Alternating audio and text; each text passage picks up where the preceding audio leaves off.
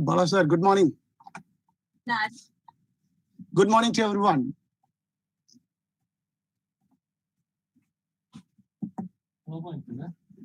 Yes.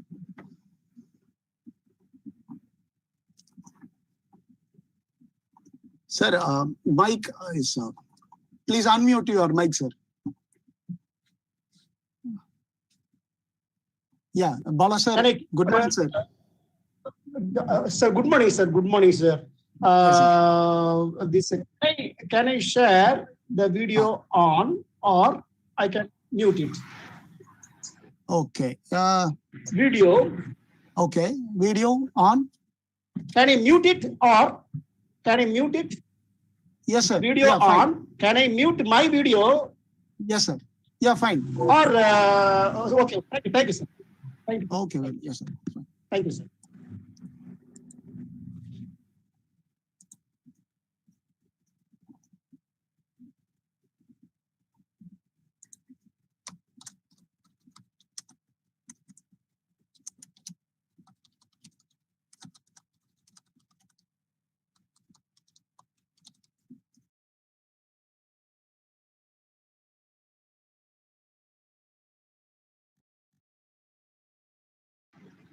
Hi, sir.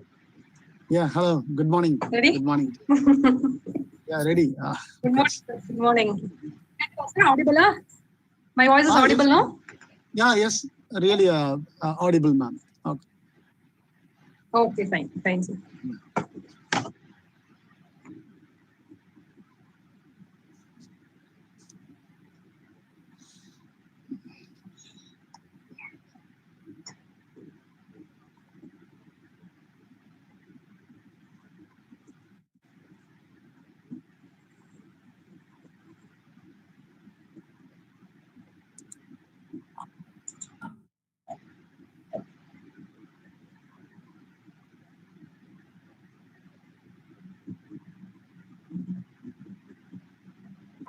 Hello, Sivarajini madam. Good morning.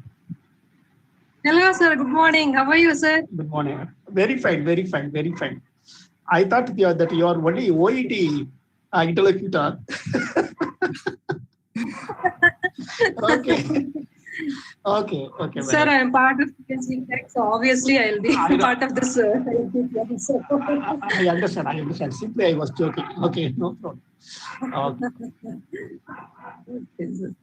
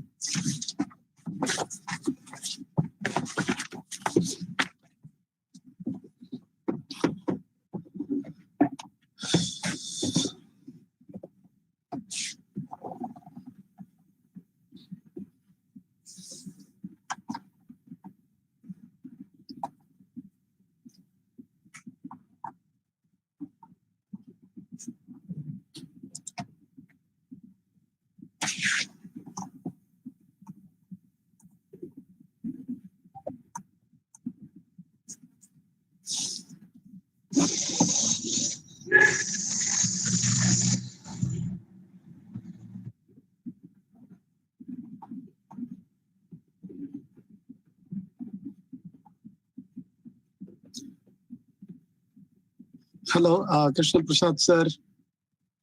Yeah, fine. Okay.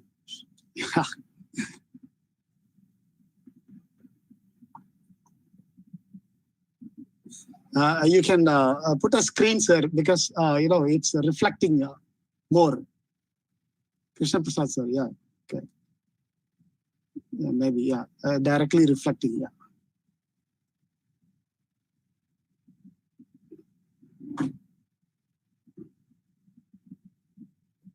Okay. Yeah. Okay.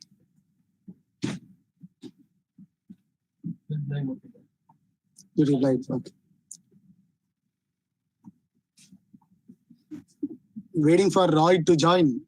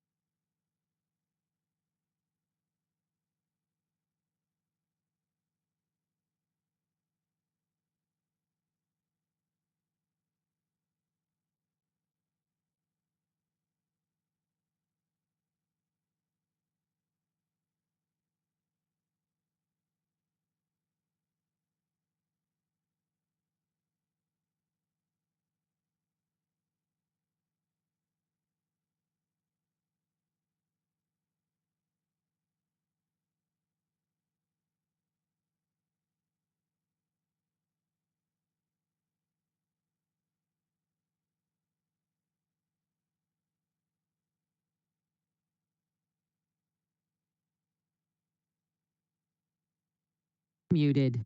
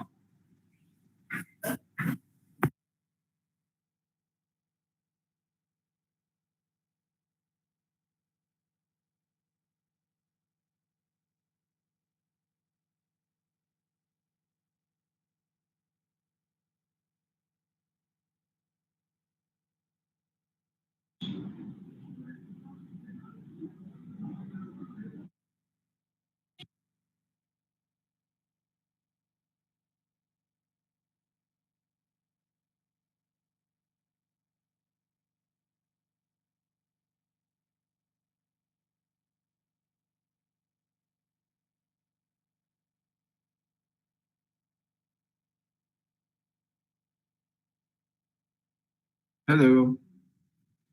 Good morning. Good morning, my brother. Good morning. Okay. Good morning. Okay. Yeah, so many people. All right, fine. Okay. All right. Bye-bye. Bye-bye.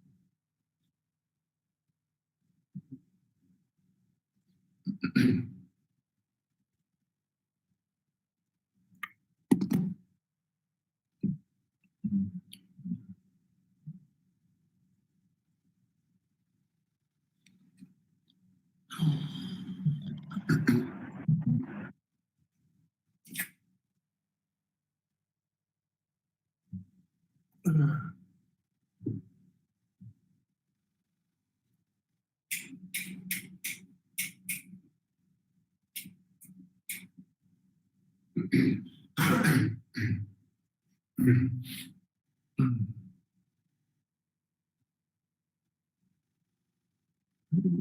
share.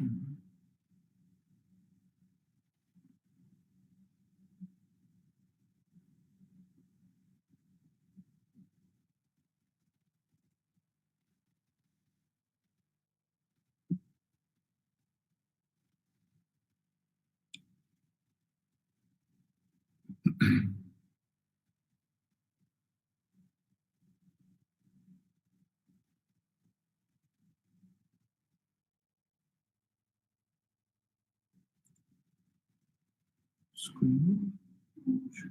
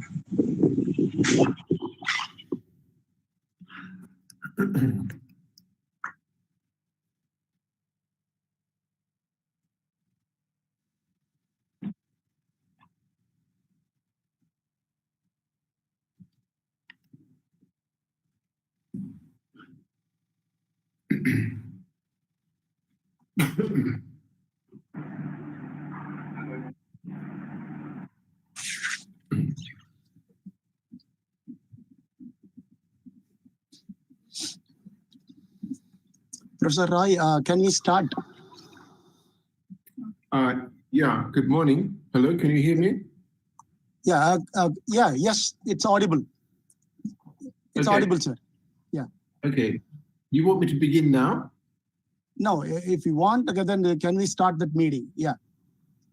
Can we start the meeting? Okay. Yeah, fine. My colleague will introduce you. Okay, 1 second. Yeah. So we will welcome all the participants. Okay, then after that we can start. Yeah. Okay. My colleague will introduce you to the crowd. Yeah. Can we start? Yeah. Yeah, okay. 1 second. Yeah.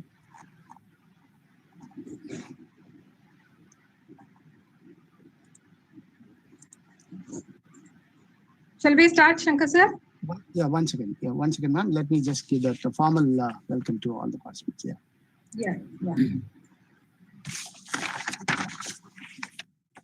Okay. Welcome to the third day of the International Faculty Development Program on Assessment Literacy, Challenges and Innovations, organized by the Department of Applied Science and the Department of English in collaboration with English Language Teachers Association of India. I, on behalf of PSG College of Technology, welcome all the participants and the resource person, Professor Roy Anderson, Principal, Kingston College, Lahore. And now I invite my colleague, Ms. A. Sivaranjani, Department of English, to introduce the resource person to the crowd.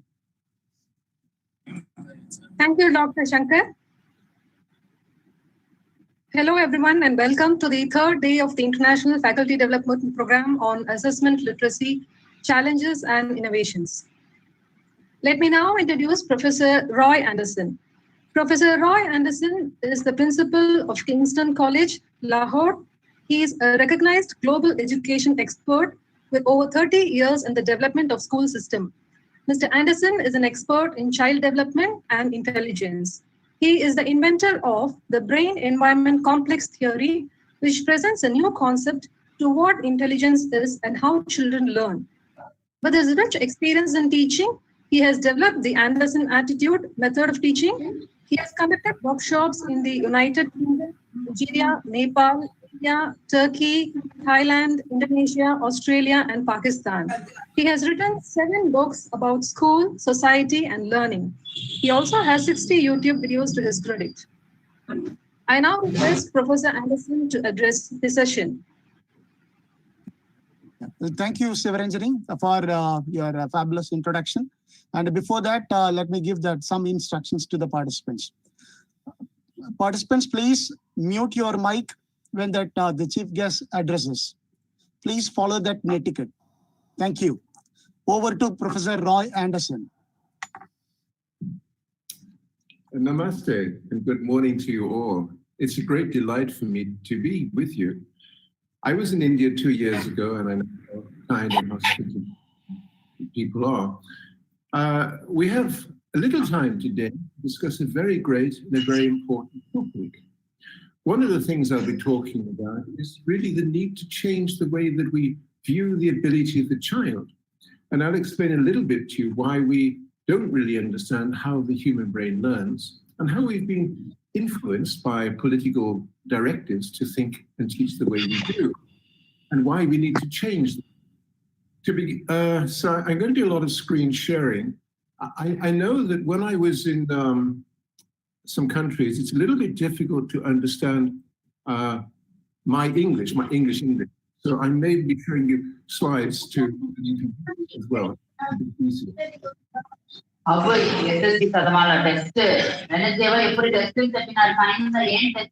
Excuse me, sir. Okay, let me just mute all. Okay, yeah. Fine. Yeah.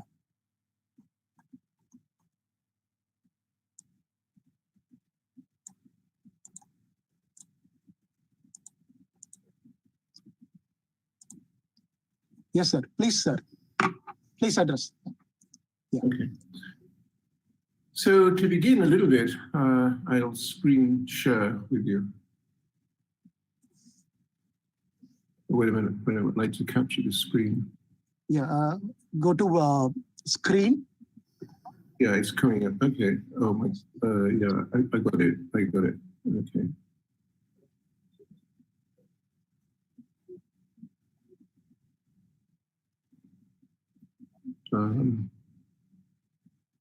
So you should.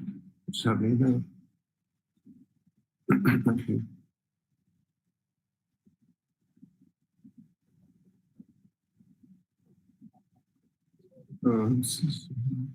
Yeah. So okay. So presumably, where's this one? So can you see my screen? Can you see my screen yes. now? Yeah, we are able to see that. Yeah. So go to this play. Yeah. Okay. So this app is. Okay. Just to introduce myself, we have a lot to talk about today. So I'll try to talk very clearly and go through it as fast as I can. There's so much to talk about. Basically, my introduction to education began when I was a child in school, because I failed school completely. When I was 17, I failed every single examination I was bid in for. I was bullied, insecure, couldn't interact, didn't see any purpose, whatever. And when I was 20 years old, I went back to school, and then I was a very great success. First year, I was the top student in the college, and after 3 years, my examination results were extremely high, very, very, very high, the highest possible. And it was a big question in my mind how I could be so academically smart when I was 24 and so academically immature or stupid when I was 17. In my 30s, I asked the question, if children still had trouble to learn as I did, and I found out that nothing had changed. In a class, you'll have 1 or 2 students who really understand what the teacher's talking about, and the rest struggle. And they struggle from trying to understand to be completely disinterested. And so this is a very serious problem for me, because I didn't want any child to leave a lesson, fail the lesson, and so fail their education as I did. And so I spent 10 years, I dedicated 10 years of my life to understand the whole political social mechanism for which society uses education to produce the next citizen worker. And I've written 7 books about this. I've written other books, but these books are said by professors around the world to be some of the best books about schools, society, and learning. We don't have time to go into those right now because there's too much to talk about. But if we just move on. So if you want to find out more about me, you can do so from my website, www.andersenroy, and it's ANDERSEN, roy.com. And you're welcome to contact me for further information at royanderson95@gmail.com. Okay, so let's get into it. What is the purpose of school? Now, you might think it's to teach children to learn. But the reality is that school does not teach children how to learn. The purpose of school is to give knowledge that children will be able to relate to and assimilate according to the social, domestic, language skills, by their character to outperform others in overcoming such pressures as bullying, and by the drive they have to succeed. It's very important you begin to understand this. These three factors are heavily decided by the social ethnic background of the child. This is a 19th century ideology to produce the manager and the managed citizen worker based on the survival of the fittest. Now, I don't know how you can see me here. Okay.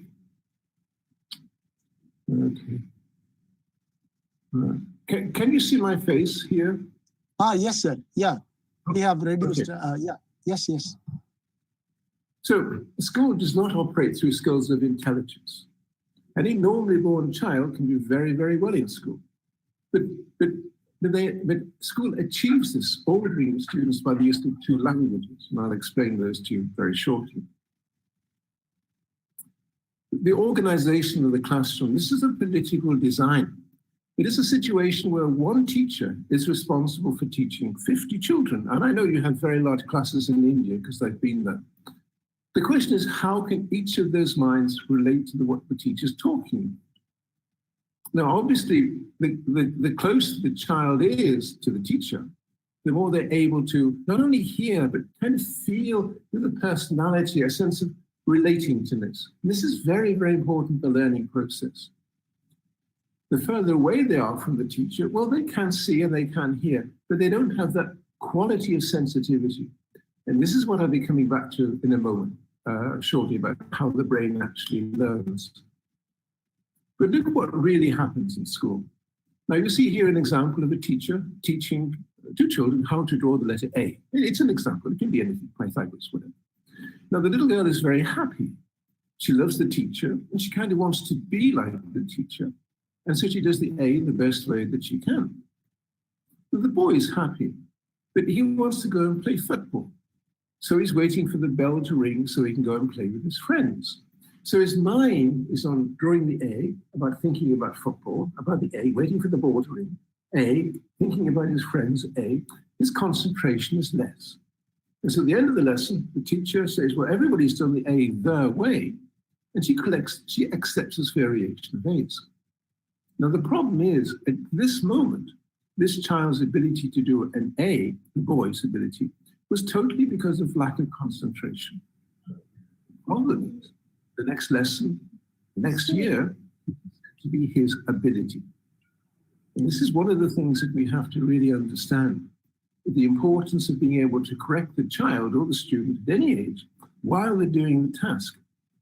And we'll come back, this is a whole big story, but I want to give you an example. You can see in front of you an essay written by a girl. She's been in school for 8 years. Now, there's nothing wrong in what she's written. Everything is correct. But her marks are only average, 6 out of 10, 5 out of 10, 7 out of 10. But there's nothing wrong. Because of her presentation, she doesn't get full marks because the teacher really struggles to understand what she's done.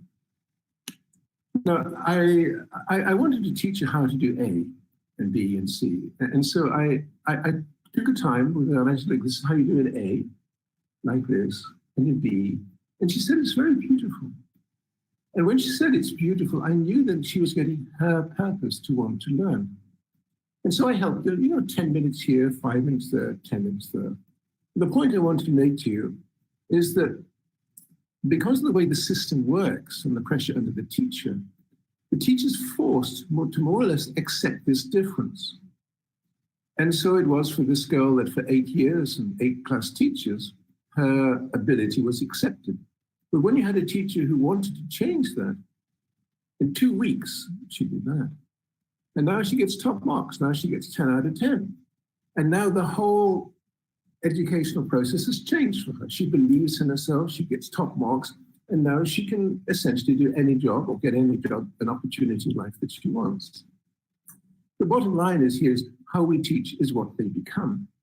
But I'll explain to you very shortly that it's not enough for the teacher to be a good and a kind teacher. There's a whole mechanism behind how the teacher works that causes them to deliberately have trouble to teach the children.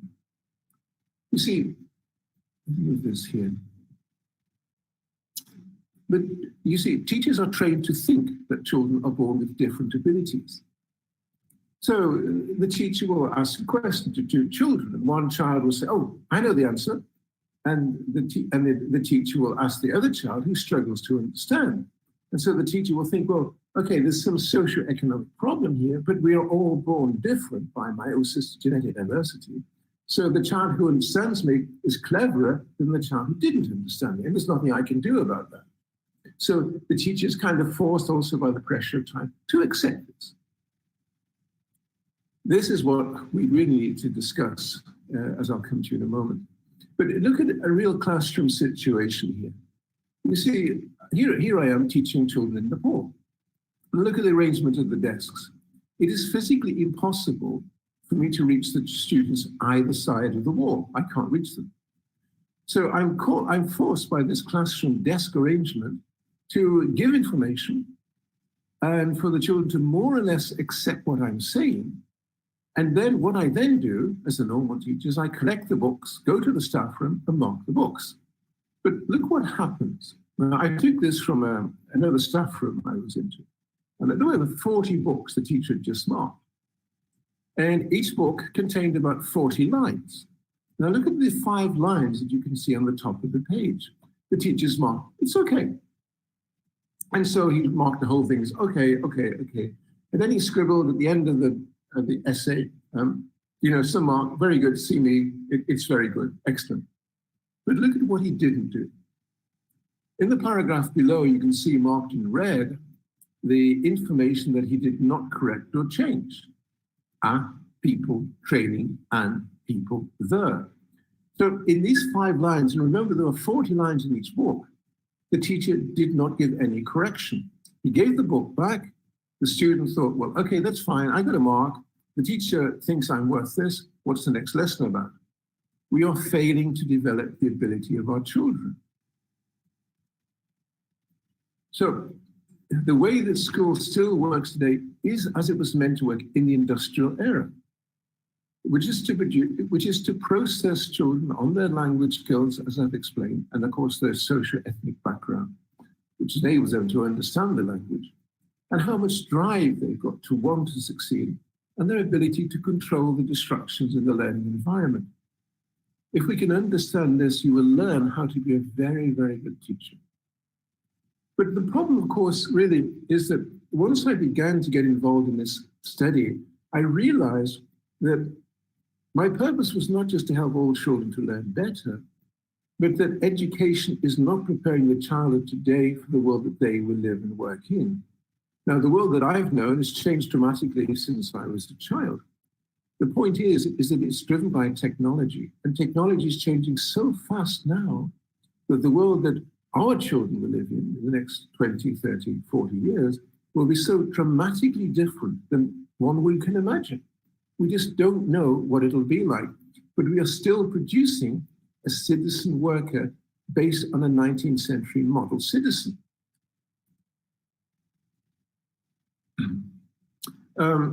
What I'm going to introduce you to now is the future world of our children and why education must change. What I want to explain to you, first of all, is that I ask you the question, why do we have a job? And your response might be, well, we have a job because I can earn money, then I can buy a new car or a better house or mobile computers or anything like that. No, my friends. The purpose of a job is that it gives you an identity. You go to work you see yourself being accepted for what you do, you have a responsibility, and hopefully you have friends. You have a social community where you have respect. And we are driven by this idea. You can see this graph here. We are driven by the idea that one way that it might be possible we can be a celebrated citizen, like a movie star or a billionaire or something like that. But we are conditioned by factors of debt and stress to actually prevent us from doing this. And of course, we have the failures, the dropouts, the very poor people who, for whatever reason, were not able to succeed. The whole mechanism of society is designed to produce a citizen of average ability who complies with information. Now, I explained to you earlier that school is about processing children on language skills to create either the manager or the managed in society. So what it does is it produces two tiers. It produces a higher tier of managers and a lower tier of the managed. And the way it works is that children who, for whatever reason, it's obviously based on a factor of finance, can get into university. There they are taught higher evaluated reasoning skills for the greater responsibility they will have in school and society. Sorry, in industry and society. But the normal child in school is processed what we call dualistic thinking. This is yes or no. We'll come back to this in a moment. So that the child who doesn't go to university and goes to college or straight to work is deprived of this higher reasoning skill. It's purposeful. It's designed to be this way. So they comply with the dictates and the instructions of the people higher in the society. Now, our civilization is held together by people doing jobs and producing trade and sharing trade. What I want to explain to you now is that for the past 6,000 years, we've been creating jobs by basically taking raw materials from the earth, such as, steel, iron ore, and heating it to create steel. And more recently, we take oil and we heat that to produce gases and plastics. The point I'm making to you here is that this is a very rough heat treatment to move vast molecules of atoms together. They're not individual. We heat them, we cool them, we cool them, we heat them, we cool them, we cut them, we weld them. This enables people to have jobs. And so we find people are involved in the processing of factories and production lines and so on and so forth, and the distribution, sales, and administration. So that in every society, about 80, depending on the technology, about 80% of people obtain their job, their sense of responsibility, by being involved in this mass production of the raw resources. Now, you've heard of nano. We have nanocomputers, nanotechnology. We are now entering the nano era. This is the real time of artificial intelligence. You may know that it's predicted that in the next 20 years, 1/3 of jobs will be taken over by robots in London. Also predictions in the next 30 years, well, AI and robots can take over 50% of our jobs. I want to explain something to you about the reality of nanotechnology as it is developing. So forget what I'm talking to you now, forget about nano phones, nano cables, and nano implements. We're talking now about a concept of very small machines. You can't see them, they're too small, nanotechnology. There's two kinds here, a dissembler and an assembler. And there are proto models of this already in production. So it is happening. Now, the idea of the dissembler is that it can drill into any substance, rock, soil, oil, clay, mud, whatever it is, and according to its computer program, analyze the molecular structure and disassemble the molecules into individual atoms. An assembler then follows into the compound, and according to its computer program, it connects these atoms, it knits them together to create a new compound. So basically, it means that one machine is capable of producing another machine, another machine, and another machine. These are self-replicating machines. Now, the idea then is that these machines then link together according to a computer design to create whatever it's designed to do. It can create a table, it can create a carpet, create a wall, create a computer, a light, anything. In the future, could be created simply by these atoms linked, by these little machines linked together.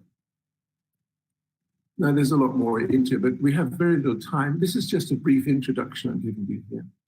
I want to say to you that 50 years ago, which is a long time, NASA had the idea, if we send one of these machines to the moon, then without any human involvement, it can be in a complete space complex.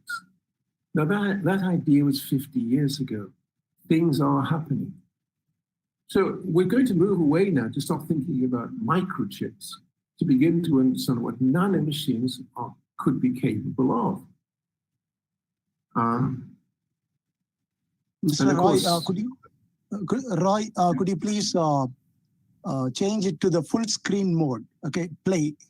Just click that to play. Yeah. Full screen. I don't understand what you're asking me to do here. Otherwise, change it to presenter view. That's not right. Do you mean like that one? Is that what you mean? No, yeah, sorry? Just full screen mode. Okay, keep it as a presentation mode. Okay, like this. Yeah. You mean that the slide notes are also shown. The slide notes are shown, so that could be hidden. Okay, that could be hidden. Yeah. Go to the top bar. Go to the top bar. You will find slideshow. Slideshow. Sure. Otherwise, yeah. Stop showing something. Slideshow, yeah. And then go to the current slide to the left. After clicking slideshow, can you see slideshow? Yeah. I got a green box saying stop sharing or show something else. Okay, yeah, one second, sir. Yeah. What can you see? Okay, we are also able to see that the slide notes at the left. Okay, we are also able to see that. That's okay, no problem, sir. That's okay, sir. No problem, sir. Please go ahead, sir. Yeah. There's a lot to talk about, and I'm trying to keep on track because of the time. That's okay. Okay. No issues, sir. No issues. Please go ahead, sir. Yeah. Okay. What I'm basically saying is that 5 years ago, and remember, this is so long ago now in regards to how fast technology is going. Templeman said that artificial intelligence just got threatened because the machine was capable of displaying emotions such as anger and aggressive thinking. This all, so basically what I'm suggesting to you here is that at some point in the future, the artificial intelligence will take over so many jobs that people will be redundant. And there will be an element of people who are required by the society. So, for example, psychologists, healthcare workers, and people like that. But the other people who currently have jobs, mechanics, engineers, teachers, the vast majority of people, they will not be required to work. Now, it can be argued that we can create jobs, but not in consideration of how fast the effect of nanotechnology will overtake. So what I'm concerned about here is that sometime in the future, of course, it's speculation, but at some time in the future, every land mass will be divided into two distinct zones. The blue who are required to work and the red who are not required. Now, those who are required will be given incentives. They'll be given salary, money, opportunities for their children to keep them working, being responsible. Their children will have higher education and greater opportunity to take over the responsibilities their parents, their families had in the society. Whereas the people who are not required, they will have less money, no money, or whatever it is. But the important point, as I explained to you, is that when you don't have a job, you don't believe in yourself. And when you don't believe in yourself, you don't believe in your society. So in the red area, we have a lot of people who don't essentially respect the society and don't conform to society rules. So alcoholism, drug abuse, criminality, all these will increase. Now, what I'm trying to explain to you here is that the people who do conform want a level of safety. I mean, we all want safety, but the ones in the blue who are respected by the society will want to protect what they've got. But the people in the red will want what the blue people have got because they want a better life. They want security and safety too. The problem is, how can all this mass humanity obtain stability and safety in their life?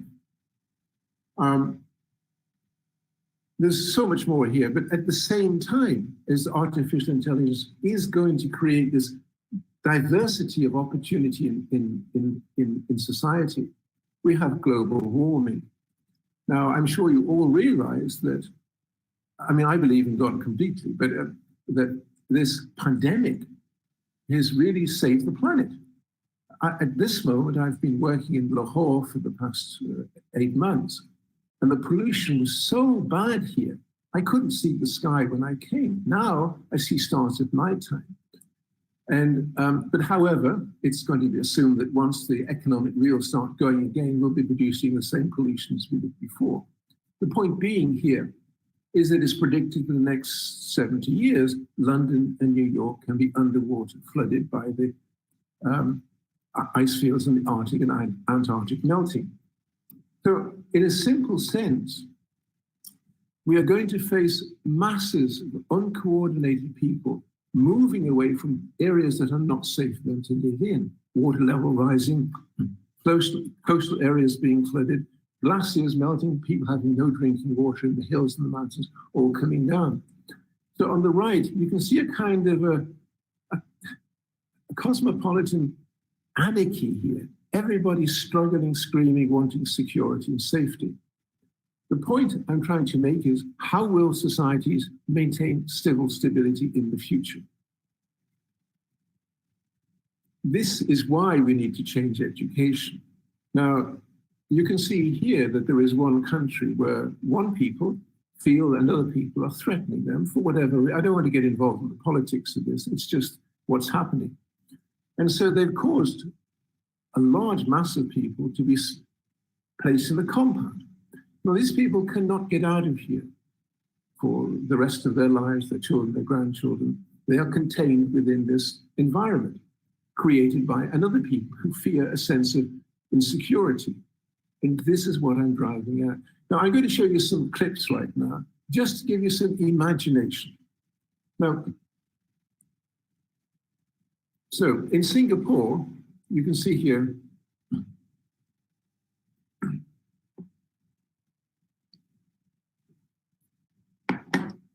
so we have artificial intelligence already informing people what they can and what they cannot do.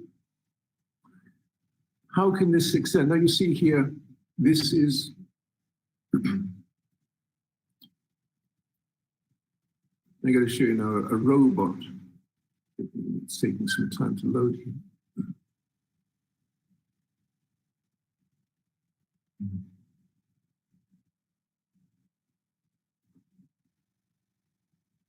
It's taking too long to load, but there is a robot moving over the ground. I'll skip. Oh my God, it's got blocked now.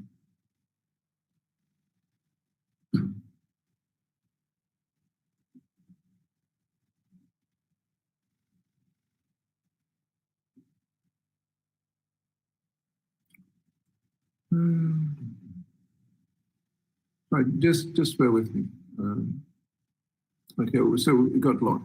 Now, what I'm going to show you now is not reality. This is not real. This is some kind of I don't know how they did it, but it's not real. But the robot that I'm showing you now is what could happen in the future, sometime in the future, if it works, which is not working.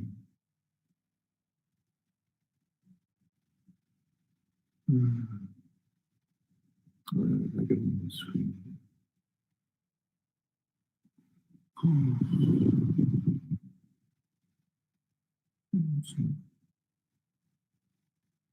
Okay, I know what happened. I deleted it. It's not working. But basically, what I'm trying to explain to you here is that the level of artificial intelligence is producing computers and robots that not only will take over our jobs, but have the possibility to control the way that we live. Now, that wasn't real. This is real. What I'm going to show you now, this is real if it works.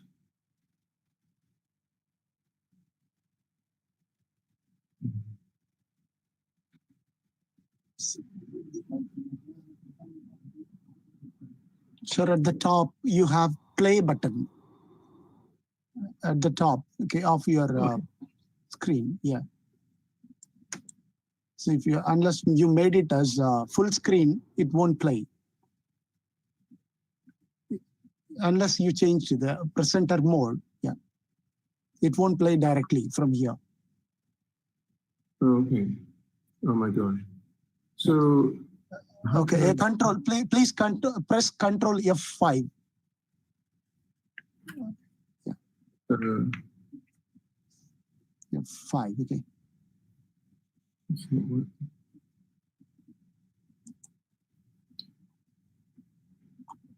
So,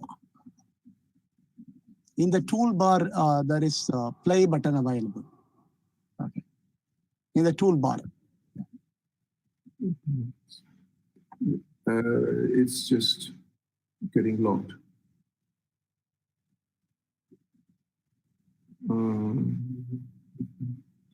It's trying to do something. Just bear with me a moment, please.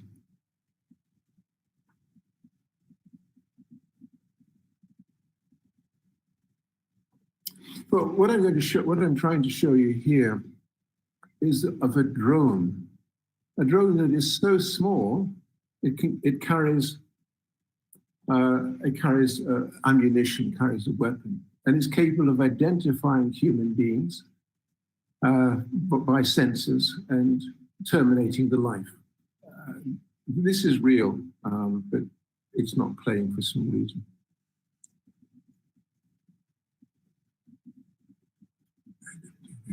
Yeah, here, okay.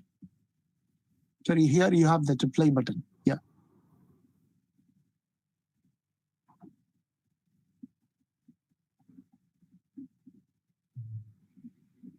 Okay.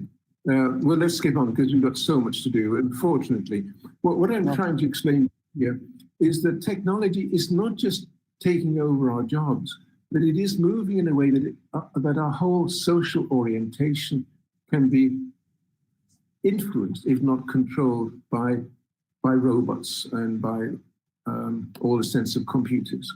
Our children will live in a world which they may not control as we think that we control our world. Okay, well, perhaps some of the time I can come back to that. However, if our children are to maintain democracy in their lives, then we need to change our understanding of how they learn and how they should be taught. School and society needs to create a new model citizen having higher mental and behavioral self-responsibility in how they think and in how they behave. So what I'm saying to you here is that parents create the child, they send the child to school, the school teaches them, and the parents teach them certain moral codes, how to behave, teaches them how to learn information, and puts them into the work process. But we need to understand what's going wrong about this, because we are producing now a citizen basically who reacts by their emotions more than by the cognitive reason. Which is, as I before, which was as it was designed to be in the 19th century. So school needs to teach our children how to think. Now, incidentally, if you're interested in psychology, every psychology book will tell you that the first person to develop the intelligence testing was a man called Alfred Binet in 1905. That's wrong. Binet never developed intelligence testing. The Americans did that. Goddard and Tierman in the 1920s. Binet said it's not possible to measure human intelligence, but Binet said that before we teach the children the normal subjects to learn, they must first be taught how to think and how to learn. And this is what I'm going to come about in a moment. So the idea of an inherited ability was a political idea in the 19th century that our sciences are built upon. Now, I'm sure many of you kind of believe that children are born differently with different abilities. You have been taught to think like this since you were a child. But my second book, The Hidden Secrets of Intelligence, explains exactly why intelligence is not genetically inherited, and all the political programs that have caused us to think it is. And this itself can take a couple of hours to talk about, and that's not the point of this seminar here. What I want to explain to you is that we have a graph. It's called the standard distribution, or more commonly called the bell curve.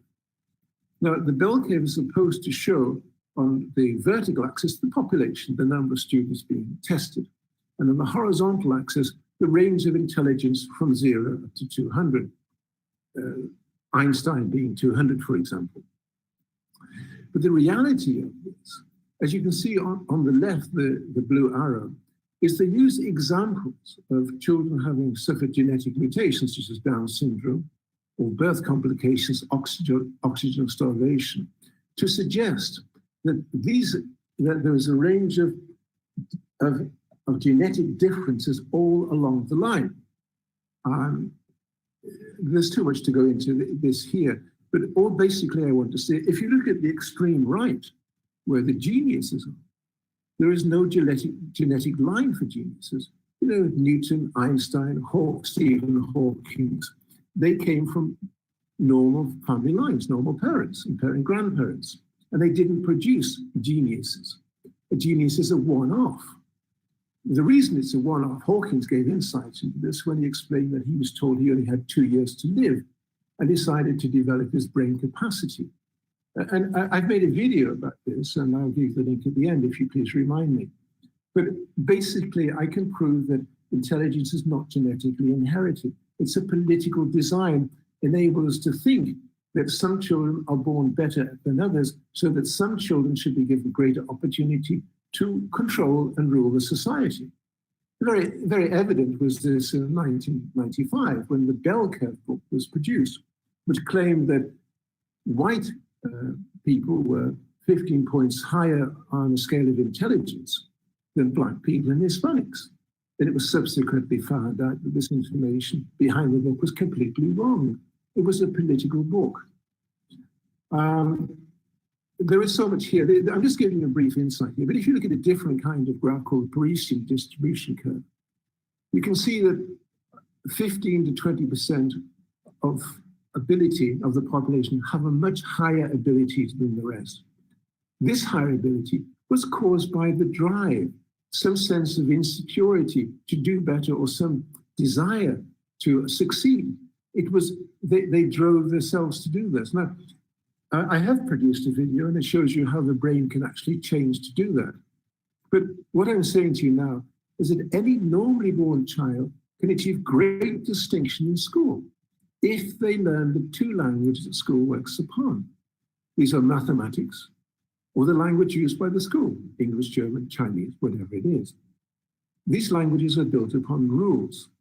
Now, if you understand the rules of mathematics, then you're good in mathematics and you're good in applied sciences, such as chemistry and physics. If you understand the rules of your language, English, German, whatever it is, then you know how to spell a word. You know the syntax and the grammar, and you know how to present your mind through a story content. So you get good marks. Let me give you an example of this. Now you can see here a very simple equation. 6 divided by 2, 2 plus 1. Let's look at one student who was distracted when the teacher was explaining the rule. His mind was on something else. And so he thinks, well, it's very easy for me. I can use logic. 2 plus 1 is 3, and 6 divided by 2 is 3. So 3 times 3 is 9. Now he's completely wrong. He doesn't understand why, because it's logic to him. Now the student who did learn the rule, BODMAS, knows that number 1, I must do the brackets. 2 plus 1 is 3. And number 2, I must do the multiplication. 2 times 3 is 6. And thirdly, I do the division. 6 divided by 6 is 1. So this difference has got nothing to do with intelligence. It's just simply he learned the rule and he didn't learn the rule. The point I'm making to you here is that if we can help our students in any subject, English language, whatever it happens to be, to learn the rules, to practice the rules, they will get a confidence. And we'll come back to that in a moment because it's so important to understand. Now,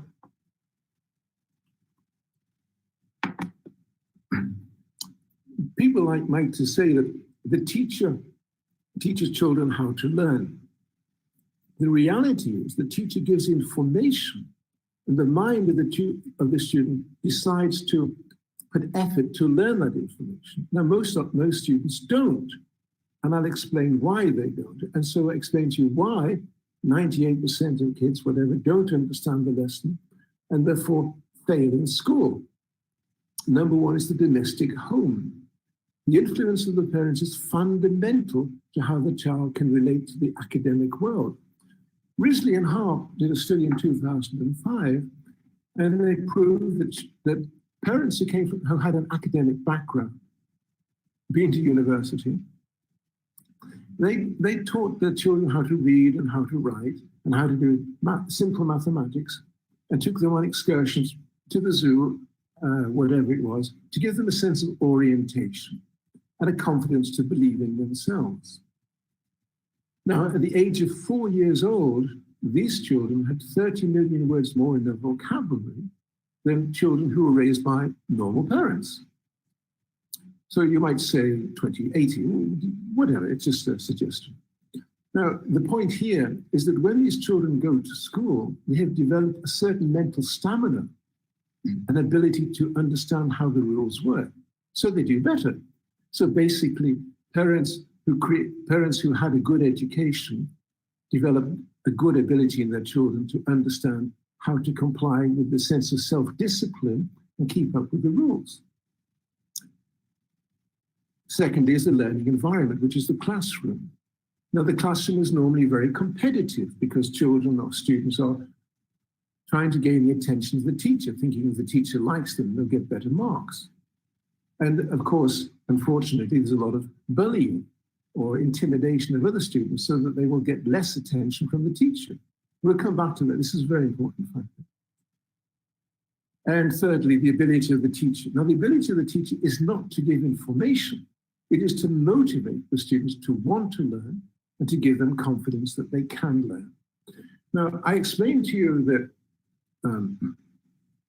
I just stop the screen sharing for a moment.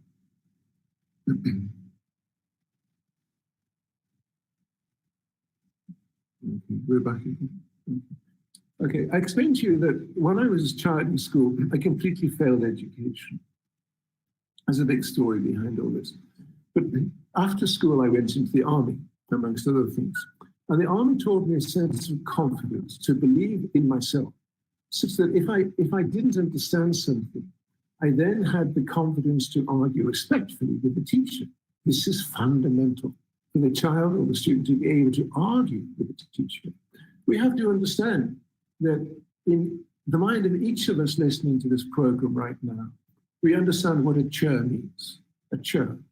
So if I say chair, everybody, however many people there are, will have an image of a chair. It will not be the same as everybody else because my concept of a chair is different from yours. So the only way that we can understand a common understanding of the chair is by talking, is by exchanging thoughts and arguing about it. And as I come to realize, this is one of the secrets of intelligence, this ability to have a very high level of transfer of information. The other thing was that when I was 20, I wanted to see other countries. I wanted to explore the world. I had no money. And the only way I could do that was to get a job on a ship. So my purpose to go to school was to get the qualifications that would enable me to get a job on a ship to sail around the world and see other people. This was my driving factor. And the point I'm making to you now is that children fail in school, fail in your lessons because they don't have high qualities in these two aspects. They don't believe in themselves. They don't believe they have the confidence to solve the problems you give them. And they don't have their purpose. We'll come back to that in a moment. These are very important factors. So we go back to the screen sharing.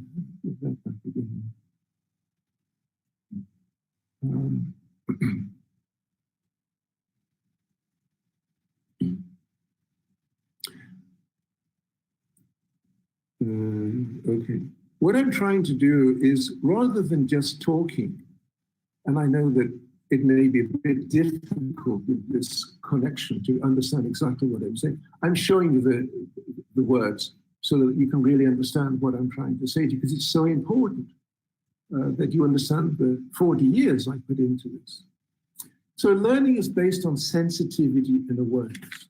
Now, for example, the thinking process, we don't just think, we go through 3 phases: interrogation, association, and presentation. And the efficiency of each one of these is based on the personal interest and emotional strength. So to interrogate, you listen to your teacher, or you read a book, you read whatever is in it. If you are interested in what the teacher's talking, then you will listen, you will struggle to listen. And if you're very sensitive in this information, then you'll be able to understand very clearly, because your association is based upon how clearly you understood previous information. So if you understood the last lesson because you were interested, and you can understand what the teacher's talking about now, then you can connect them both together, the interrogation and the association, to understand the meaning of the information. Then you have to explain your mind, which is presentation. And this is based on language skills. So the child who has developed a very high language skill, even if they didn't understand the information, can present an argument by which the teacher will believe they're competent and therefore give them a higher mark. But if the child knows the answer but has a very poor language skill, and remember also this affects, this is a socio-economic and ethnic value. So a child who comes from a country which, or an ethnic background that's not desired to be promoted within education will struggle to understand the language. Therefore, even though they know the answer, they'll give an inferior presentation, so the teacher will give them less of a mark. We need to understand the political design behind how education works. So we look at the classroom. Now, what I'm going to show you now is a great success. If you want to really help your children to learn, please listen, please watch this.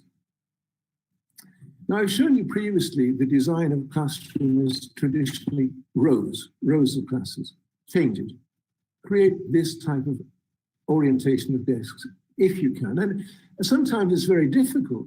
I mean, there were some classes it just wasn't possible.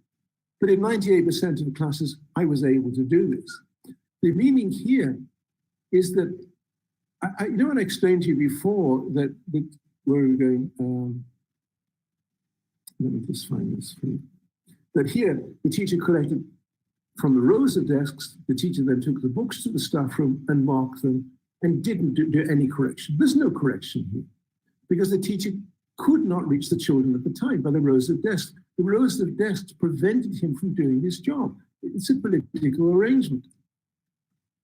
But if we go to this, then you do have the ability to help the student when they are making that mistake. There's no point in taking the books, marking them, and a week later, giving back the books, say, oh, I've made this correction, this correction, this correction. The children are not interested. Their mind's gone. It's finished. They didn't learn. You did not develop them. But if you can catch them at the moment they make that mistake with love and security, then they'll learn. And you can find out that if you use this kind of a method of teaching over 1 year, you will develop all the students in your class to have higher ability. Now, there's a lot more, please understand, I can take 3 or 4 days talking about this. I'm trying to go through it in a way that you can understand a gist of what I'm talking about. Now, so when you're teaching, don't just walk in and tell the children to sit still and open the textbooks. Do not use the textbook. When you use the textbook, you are limiting each student to how well they understood the previous pages and how well they can understand the language of the book. Socioeconomic values here. So learn what's in the textbook for the lesson and you teach it through a storytelling concept, because storytelling inspires imagination to keep focused. It creates a sense of being able to relate to the information and recognize the purpose of the lesson. So each student can control their own development through the lesson. In other words, they don't get lost. They keep up. So we need to teach every child how to use their language, to know the rules of spelling, to spell a word, to understand syntax and grammar, and how to tell a story. It's because all we are doing when we are marking them is how well they told the story. The introduction, the main text, and the conclusion. That's what we evaluate their understanding on. But we don't really teach them how to do that. We need to teach our students that when they're putting any information forward, either verbally or especially in writing, they're giving it to an empty mind. So we have to teach them to think, how would I fill the empty mind? So number one, this is what I'm going to tell you. This is the introduction. Now, I was in one country and I had a class of 16-year-old children. There was about 35 in the class. And I asked them to write for me a short story, 2 lines introduction, 8 lines main text, and 2 lines conclusion. When I walked around, there was only 2 students, 2 girls, who knew how to write the introduction. Everybody's been told, write the introduction, but they didn't understand the rules of what it was because the teacher wasn't clear, because they were distracted, they were bored, they missed the rules. They didn't understand. And secondly, so number one, this is what I'm going to tell you, the introduction. Number 2, here is the information in clear steps. 1, 2, 3, 4. And thirdly, the ending, the conclusion. This is the meaning of why I told you this. So please understand this and drill your student to think in these terms. So now we're talking about developing student strategies for presentation. Let's look at 2 students here. We have Peter in the background and Anna in the front. The teacher says okay, please write an essay for me on geography, history, humanities, whatever it happens to be. So Peter looks at the question, he gets an idea and he starts to write. Then after a short while, he gets stuck. He doesn't know what else to do.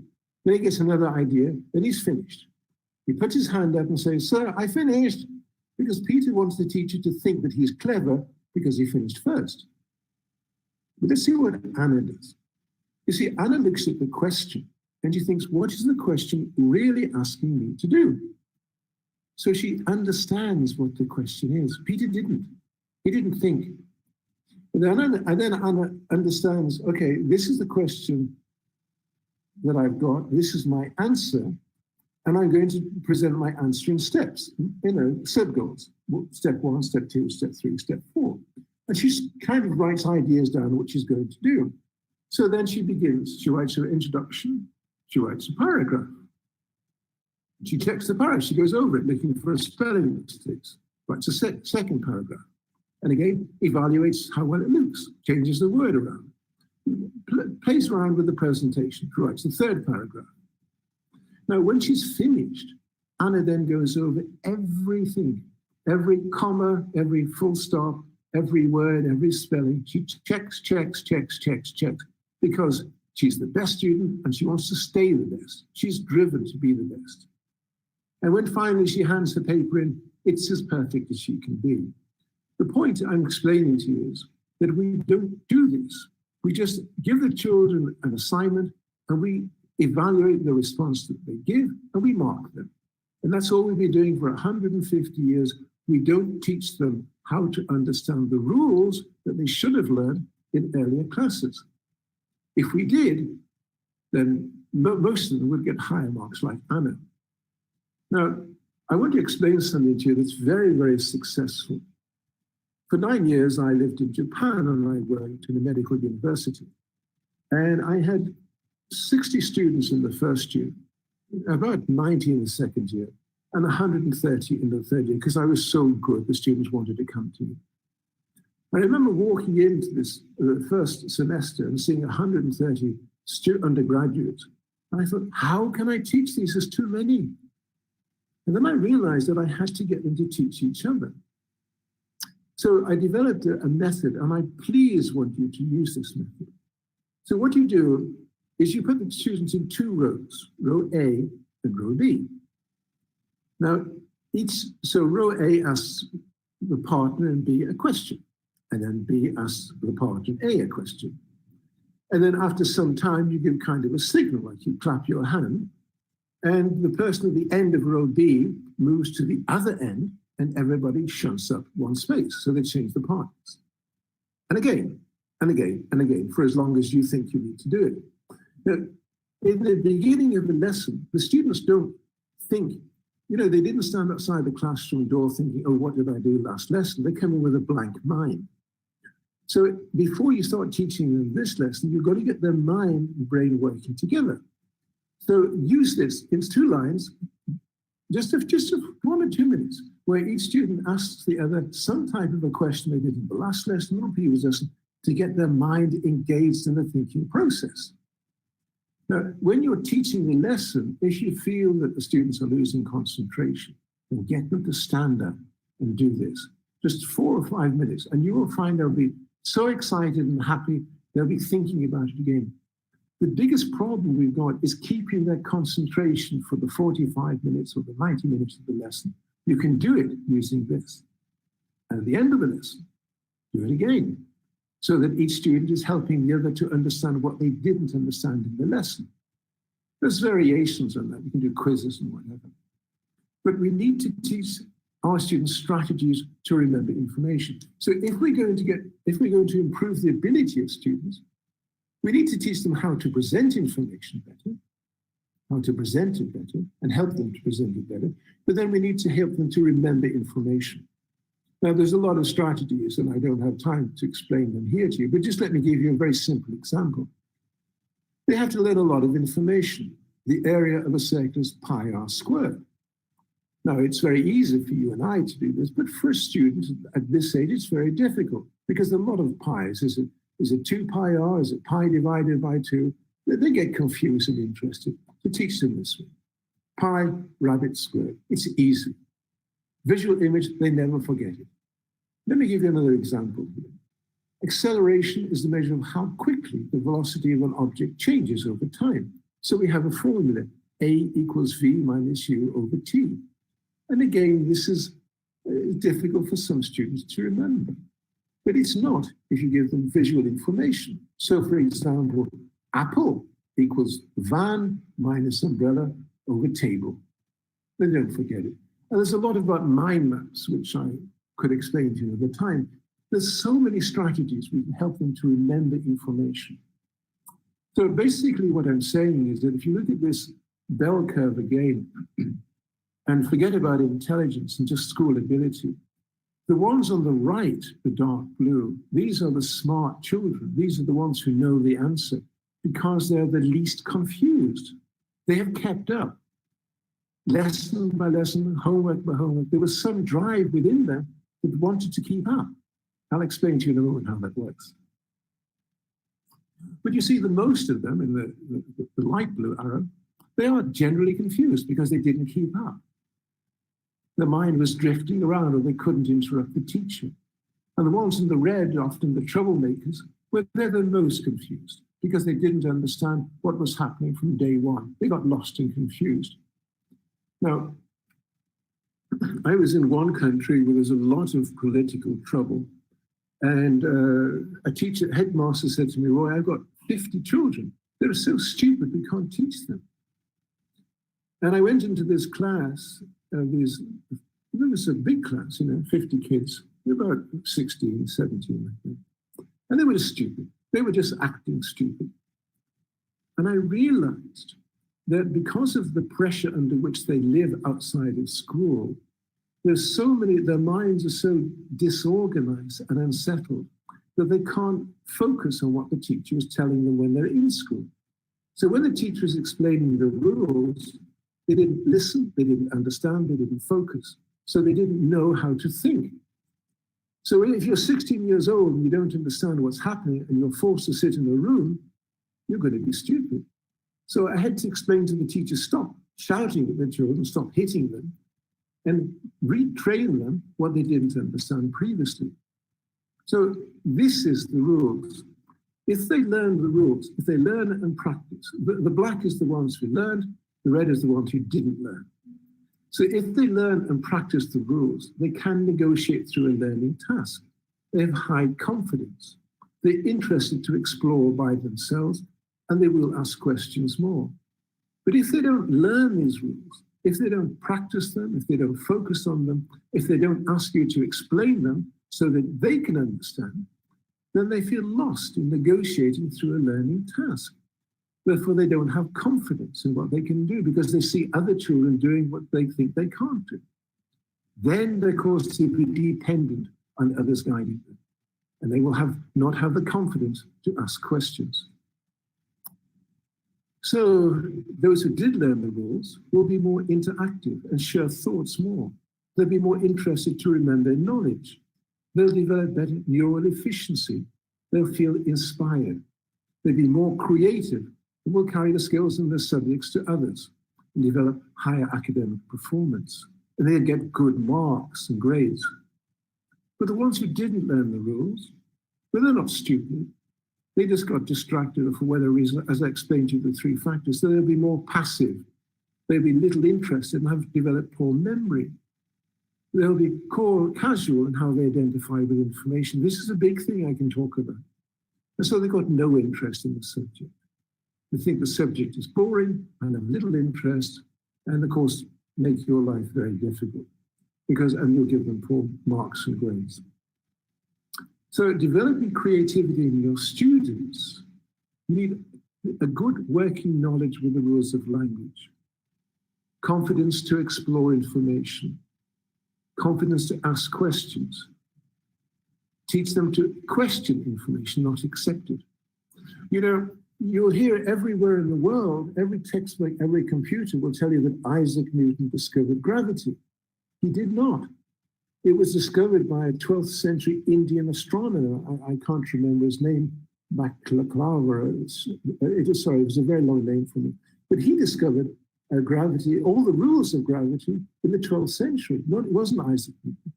So we have to teach children to question information, inspire inventiveness, and to raise their creativity. In the West, we spend huge amounts of money on creative classrooms, creative implements for the children to work with, thinking that will cause them to be more creative and they'll learn better. They don't. It makes no difference at all. Creativity comes when you know the subject, when you know the rules of how to think, you find that you're good at it, therefore you're inspired to learn, therefore you're inventive, and then you're creative. It is simple as that. So most importantly, we must raise the student confidence to ask questions and to explain their mind. If you are the kind of teacher who thinks you should use discipline and instruct the children to sit down and to be quiet and to give them in your information, then you're failing to realize how their mind needs to connect with your mind. And the only way they can do that is by questioning. But teaching children to question and explain their mind is the key for them to be able to hold on to democracy in the world that they will live and work in, not our world. Their world will be so different. So in school, we raise children through dualistic thinking, yes or no. What do I do next, sir? Now this word what is this? What should I do?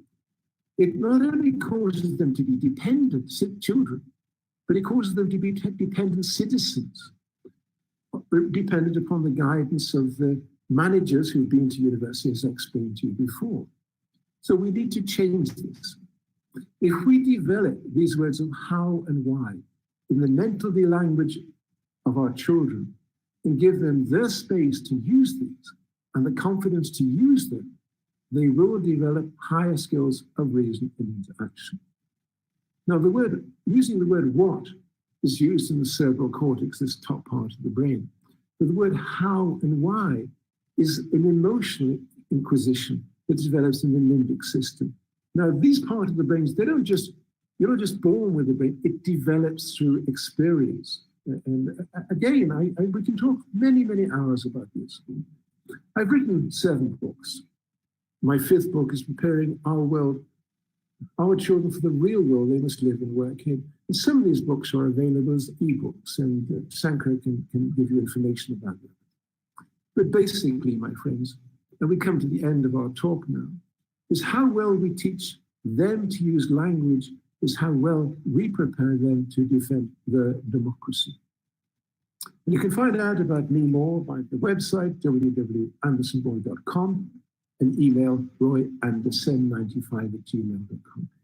On YouTube, Roy Anderson Education, there are 80 videos that's all free that I've made to help you to understand much of what I've been talking about here. And I have developed a teacher training program, and I've got 17 principals and teachers from different countries. And it's based on explaining the importance of attitude. And if we can stop sharing that.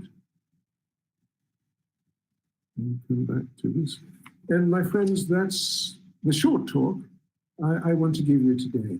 I hope it's helped you. There's, as you may realize, I just gave you this much. There's so much more we can talk about if you're interested another time. But I hope that I've been able to help you to realize that the difference in the students to learn has got nothing to do with genetics. It's about how their mind and their brain work together. It's not a question of the brain being able to work with information. It's the mind that drives the brain. And there's so much more we can talk about. But anyway, for this morning, that's about it. Okay, yeah. Thank you, Professor Anderson. There are questions from participants as well. So you've been talking about that, the societies maintain distance, and how could societies be isolated from each other? So especially, in a teaching community or in a learning community, we all bind together as teachers, and then we try to get connected with each other. So how could these ideas be well established? So I request to the participants, please mute your mic. Yeah. So how could the community of teaching could be expanded? Okay. Are we talking about this COVID-19 situation right now? Yeah. In this situation, okay, how the teachers can get connected with each other to develop that students' community? Well, with this online situation, the only way they can effectively do that is through applications like Zoom and GoToMeeting. We are on WhatsApp. We are in a lockdown situation. We are forced to use this method of interaction. That's all we can do. The question is, how long is it going to last? You realize, of course, that countries in the West have been forced by the economy to stop this lockdown. And this is happening in the country I'm in right now. The country is going broke because of this lockdown's lack of economy. So we are going to be forced to get back into the normal interactive world. And that's happening now in England. I don't think it's right. I don't think they're ready for it, but they're being forced to send the kids to school so the parents can go back to work. So this situation, I don't think it can last for very long because of the need for the world to get back, making the economy. But in this lockdown situation, the only way that teachers can communicate with each other and develop students' ability is through Zoom. Now, this is also very important to understand. The mind of the student, they think that we all live in mindsets. We adapt to a mindset. And the mindset of students is they go to school, they sit in the classroom, and this is where they have to be, and this is the information they are supposed to learn. How well they do that is dependent on the factors I've explained to you. But in the home environment, this is a different mindset. The subconscious is arguing. I'm in home. This is not my learning. Home is where I play my games. Home is where I watch my TV. Home is where I read. And it changes that.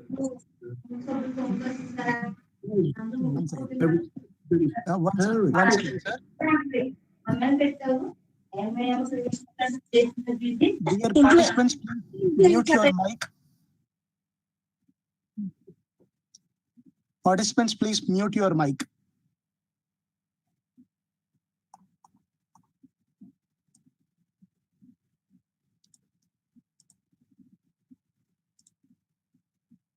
Yes, sir. Please go ahead, sir. Yeah. Okay. Yeah. So the whole situation has changed now. The parent used to take their child to school and collect their child from school and believe that the teacher taught them something, and the child hopefully had a happy day and life went on. Now parents are being forced to realize that the teacher is a human being. They'll have great teachers and they'll have bad teachers. And this is causing parents to argue with the teachers because they see the teacher and they see this teacher isn't really doing any good, without understanding it's very difficult to teach online. It's not the same as teaching in the class. So we need to educate parents now. We've always needed to do that, but because of the political reasons I've explained, we never did. We need to educate parents, and we need social programs now. We need to be on the television explaining to parents that they have a new role. Their role now is to help the child to learn at home and not believe that the teacher can do everything. I explained to you before the difference between the academic parent and the less academic parent. But now we are seeing exactly what's happening. The parents who are academically minded will make sure their child finishes their game, is mentally ready for the lesson, will sit down on time, and they'll be sitting with them, making sure that they focus on the attention. When the lesson's finished, that academic parent will then ask their child questions to make sure they understood. But other parents, well, we don't know what 80% of, they won't do that. They'll say to the child, okay, go and learn from the teacher and I'll make your dinner for you. That's the big problem. We need to educate parents to understand the responsibility they've got in this online teaching. Okay. Yeah, there is another question. Won't human touch be lost in the teaching learning process with the influence of artificial intelligence? Sorry, could you repeat that, please, Sanka? Yeah, won't human touch be lost in the teaching learning process when the artificial intelligence influences more? I don't know who raised that question, but I want to compliment you. You've asked one of the most important questions you possibly could. Let me explain to you that, first of all, in America, we are losing teachers in the West so fast because they are dissatisfied with the behavior of the children, by the political mismanagement. Teachers are just leaving. It's a horrible existence for many teachers in the West, England and America. America loses 200,000 teachers every year. I think it's the state of Arizona, I'm not sure, I can't remember now. 2 years ago, there was 1,300 empty classrooms because they didn't have teachers to teach them. So the American educational system is moving into what they call virtual classrooms, where children learn from home. They don't go to school. It's a big disaster. 60% of kids fail to grade because they're playing games, because the mind's not concentrating. The presence of the human teacher is fundamental in the learning process. Now, we have the idea, of course, we are being sold by businesses that children can learn through software programs. They can learn information. Of course they can. But learning is not just analytical processing. It's the human mind. It's the desire to find this interesting, the desire to have a purpose to do this. It's a desire to think, why am I doing this? Because I want to do something else. And so the value of the human teacher is fundamental in the learning process. My biggest fear is that once this COVID-19 is over, that the machinery of education will have invested so much money in software programs, it will say, okay, we will now have a hybrid system. We'll have in-class and we'll have online programs. This is a disaster because it will affect children economically.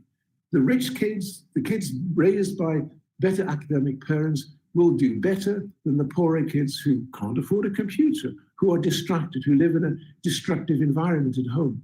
This is a big problem. And it will cause more of the student ability. So yes, learning online deprives the individual of the human touch, which is fundamental in the learning. I want to explain to you, I explained to you that I failed to say what actually happened was at 16, they said to me, Roy, you're not clever enough to do mathematics, you must do arithmetic. So at 17, I took my examinations, my final examinations in English, history, geography, and arithmetic and whatever it was. And I failed every one, 0, 0, 0, 0. When I went back to school at the age of 20, my maths teacher took everybody right down to the very basics. I didn't know what a fraction was. This is a fraction. Explain the meaning of a fraction, and so on and so on. And I would be doing this mathematics, and come along and he'd say, Roy, what are you doing? And I said, I don't know, sir. And he said, Roy, this is just a game. Don't get stressed, don't get worried. It's just a simple game. You're given information. Some information is hidden. You have to find the hidden information to be able to solve the problem and succeed in the game. And then I thought, wow, this is not big stress. This is not the end of the world. I can relax. And then the teacher said to me, you can do this. Now that dear teacher, he didn't say it to me many times, but those times he said to me, you can do this. It made me believe that I can do it. And with that belief, then I struggled to solve the problems. And I ended up with 92% in applied mathematics at pre-university level because of that teacher. That's all. So the human touch is implemented in the teaching process. And thank you, whoever raised that. One more, the last question. So how can teachers or educators encourage parents to develop the ability of the children to interrogate, associate, and present information? I was in Nepal and I gave a lecture and I explained to the audience, there are two kinds of teachers, two kinds of parents. The parents who, as I explained to you, have an academic background, they know they can't rely upon the teacher because they know the teacher does not have time in a class of 40 children in 45 minutes to help their child. They know the child has to fight by themselves for information, as I've explained to you. But the other 80% or whatever, they don't know that. They don't think that. They think they'll create the child, they love the child, and when the child is 5 or 6, they'll give their child to the teacher, and the teacher will do the rest. They don't understand the reality of the learning process.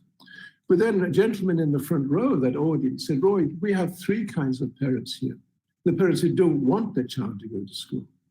And indeed, I found out that in Nepal, there are parents, especially in remote areas, and you might have the same in India, who never went to school, and therefore they don't believe that their child needs to go to school. They need them on the farm or whatever it is.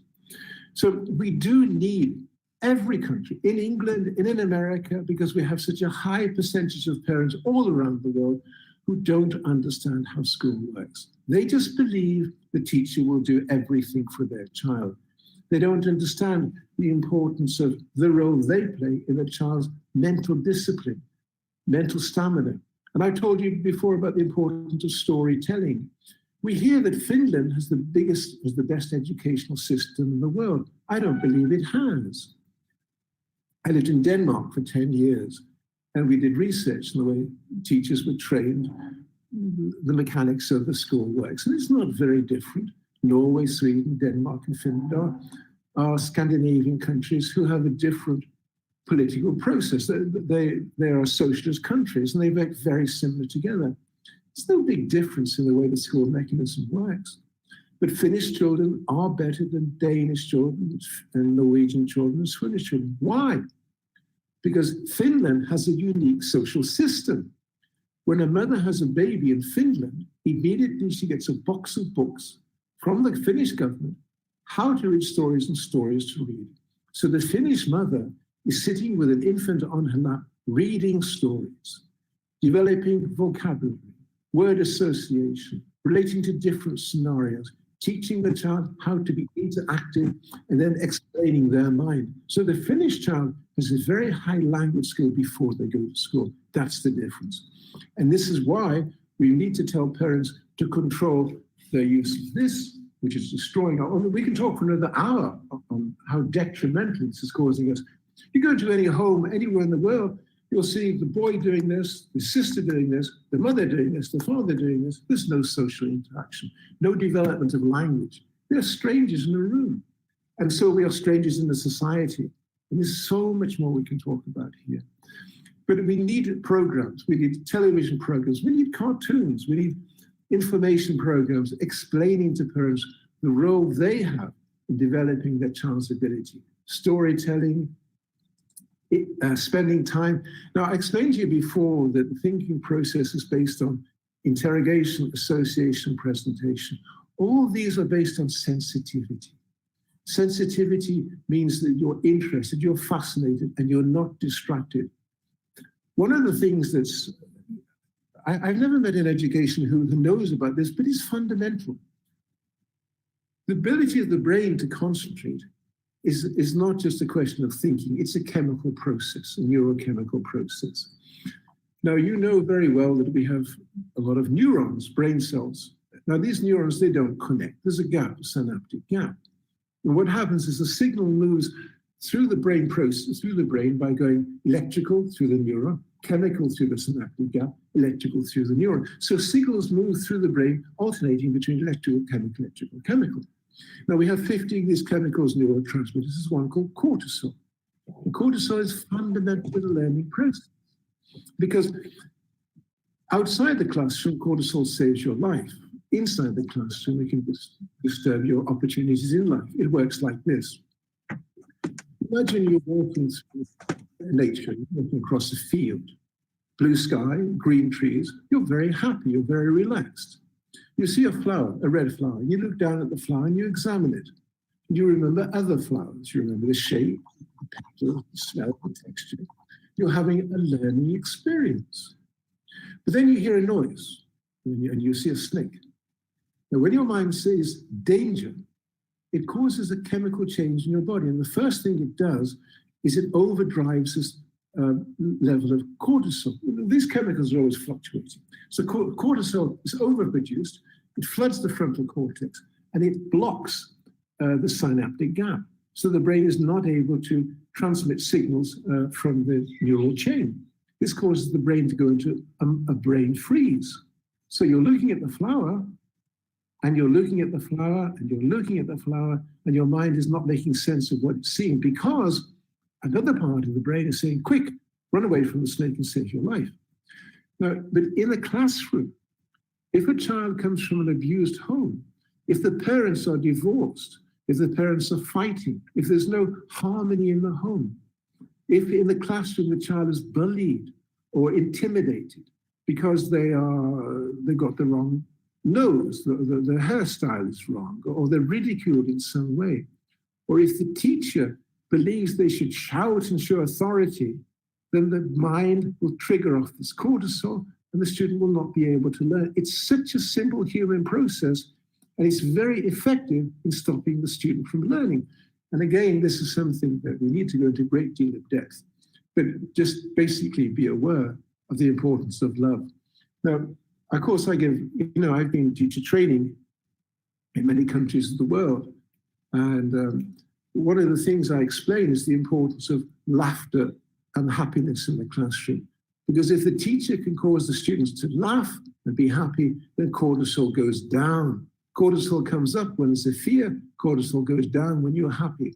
So keeping the students happy and enjoying that time with you will keep the cortisol level down for the children who will be disturbed by some social factor. And again, my friends, we can talk for days and days about what I've been talking to you here. This is just a little insight. But you're welcome to ask me more questions. I'm here to help you.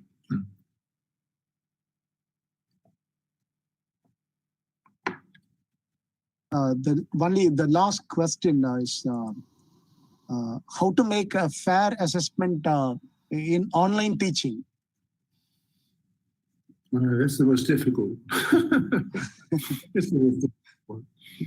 I think we have to realize that we are going through a phase, and we just have to handle it the best way that we can.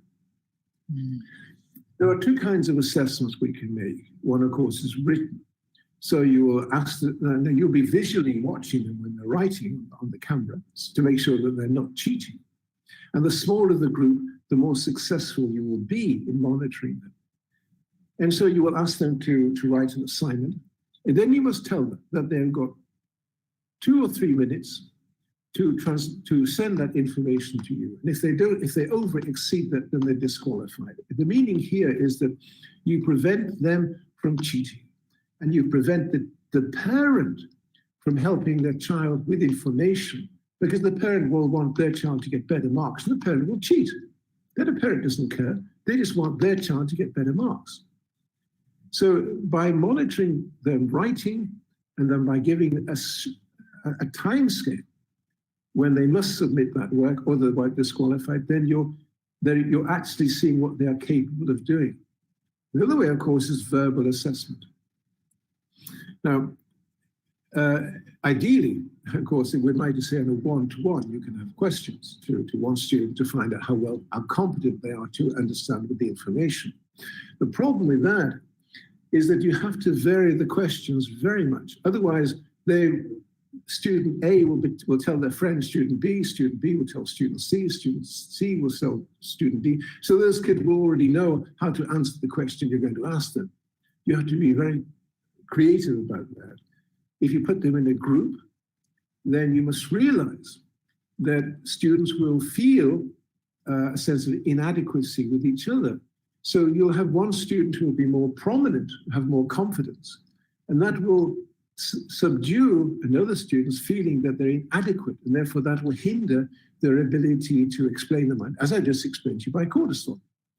So the big thing to understand here is the importance of language, the importance of arguing, the importance of debating. I know very much that many educations in India still have the idea that children have to learn like remote learning. They're assessed on the accuracy by which they can reproduce information, memorizing. But you must remember that this idea of learning this way was designed in the 19th century to produce children to be the next, managed. We need to create students now who are interactive and inventive in their thoughts. And that comes from the teacher taking a view that we are all the same. I'm a human being. I make mistakes. This is a subject we're going to learn. Let's learn it together. Don't rely upon me. You tell me how you think we should learn this. Get them responsible, and you'll find they'll be more motivated, and they will respect you as a human being. And that's where it comes into. But I'm quite happy to talk more if you have more questions.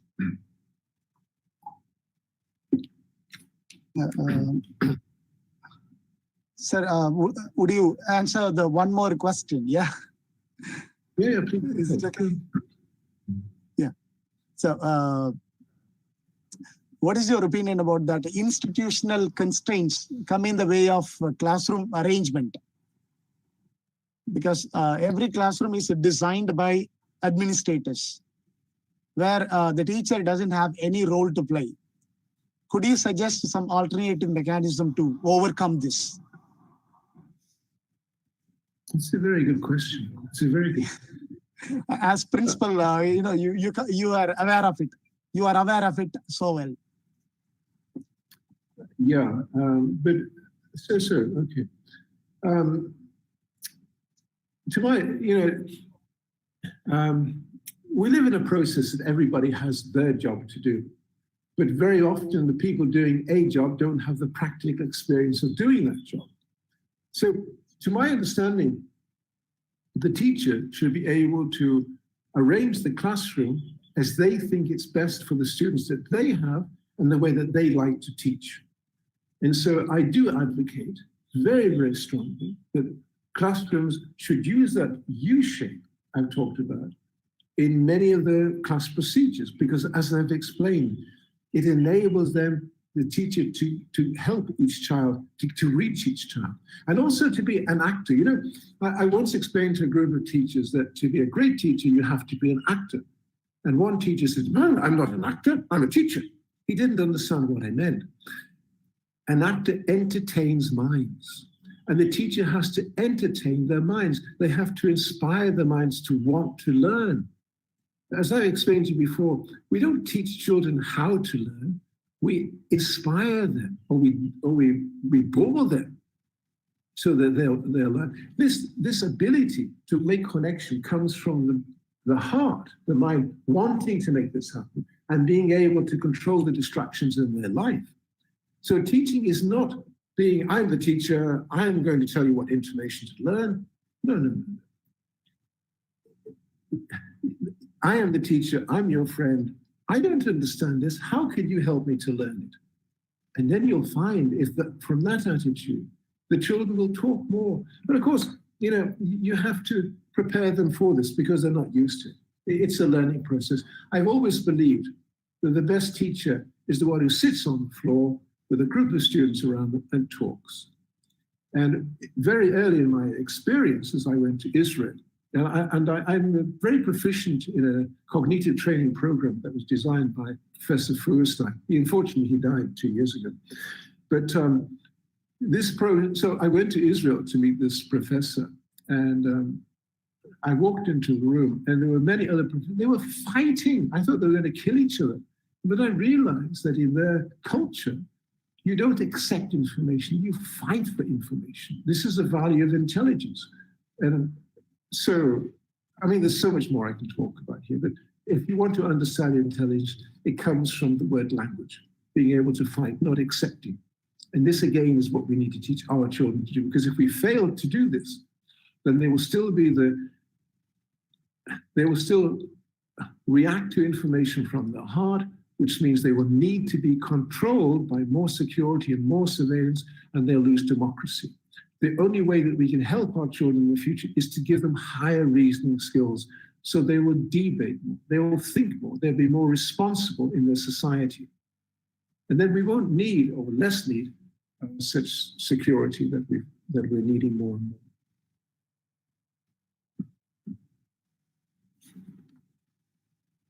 Professor, would you mind taking one more question, or shall we wind up?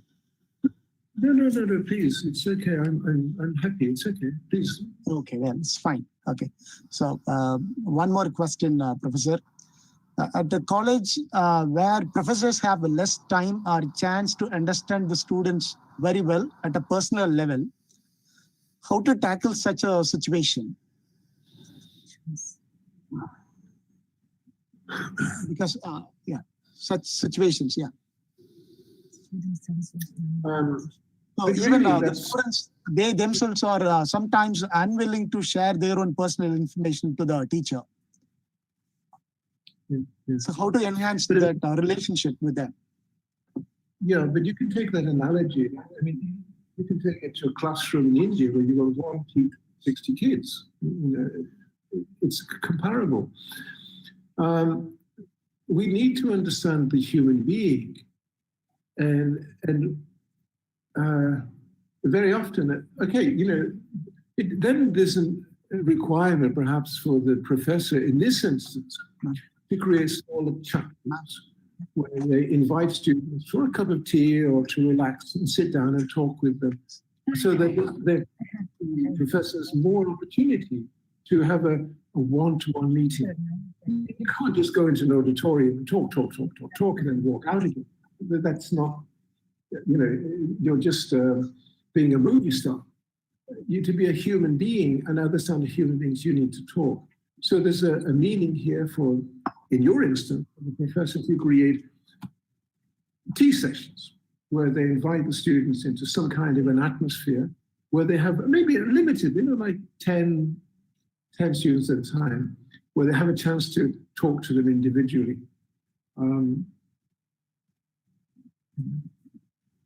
Okay, yeah, fine. Sir, the last question to this session. So could you share your experience working in a multicultural environment? The questions you're asking are very, very good questions. They really are. I'll explain to you that I've been to 40 countries. And every time I go to a country, I see what's on top of the table. But the longer I'm in that country, the more I see what's underneath the table. So we're really talking here about cultural differences and how people are raised within their culture to see the world and to interact with it differently. But within education, every case, you can say that the culture of a school is designed by the culture of a society. But that's got nothing to do with the child learning the rules, as I've explained to you, the rules of mathematics, to know how to transpose numbers around, the rules of the language, to know how to spell a word, to know the syntax and the grammar, and the rules to know how to tell a story to present their mind. So it doesn't make any difference at all regarding the school process in any country of the world, multicultural. But as I've just explained to you, when you have children, education, of course, is political, and it uses language to make opportunities for some children against those of other children. I remember in America, a lot of children who were African American had a big problem to learn in white schools until they developed a system called Ebonics, which enabled the Black child to be able to translate easier what the mind of the white child was understanding. And so again and again, it all comes down to language. The more the teacher can talk, the more the teacher can ask the students questions, the more the teacher gives each child in that class, regardless of their ethnic background, the opportunity to share their mind. Remember the analogy I gave you of the chair. I have a chair in my mind, you have a chair in your mind. The only way we can come to some common agreement is by dialogue. So again, don't use a textbook, because when you use a textbook, you're limiting the student to how well they understood the previous pages and to their ability to understand the language in which that textbook was written. Know the textbook and discuss that textbook in the language and the familiarity of your students, and they will all learn better. So we have to fight this political mechanism that is too long controlled education for the reasons I've just explained about creating more of a mind more able to be self-responsible and to reason better. Okay, well, so thank you so much, Professor, for bringing a lot of insights to the current scenario educational system. And we are so happy to have you as a resource person. You are almost whatever the questions raised by participants, we have put across to you. And thank you so much for sharing all your experiences to this forum. Okay, yeah.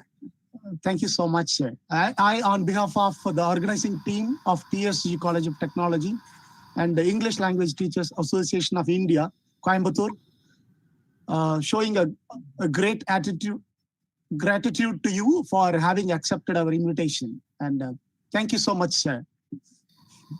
It was a great pleasure to be here. And I hope one day we can all be together. Yes, sir. Yeah, we will have future programs that I have already discussed. And so we'll have more collaborative work, sir. Definitely. We will do it in future. Thank you so much. Thank you so much, sir. Goodbye. Goodbye. Bye. Thank you. Yes.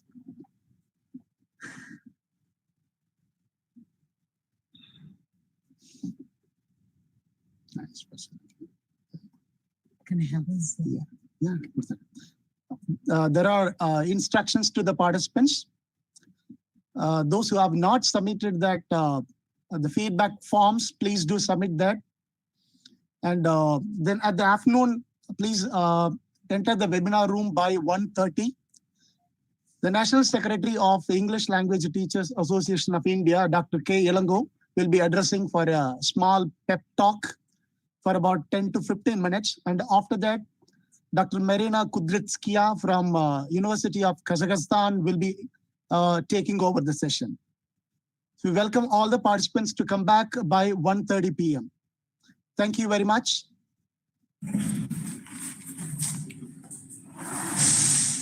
Hello, sir. Good morning. Hello.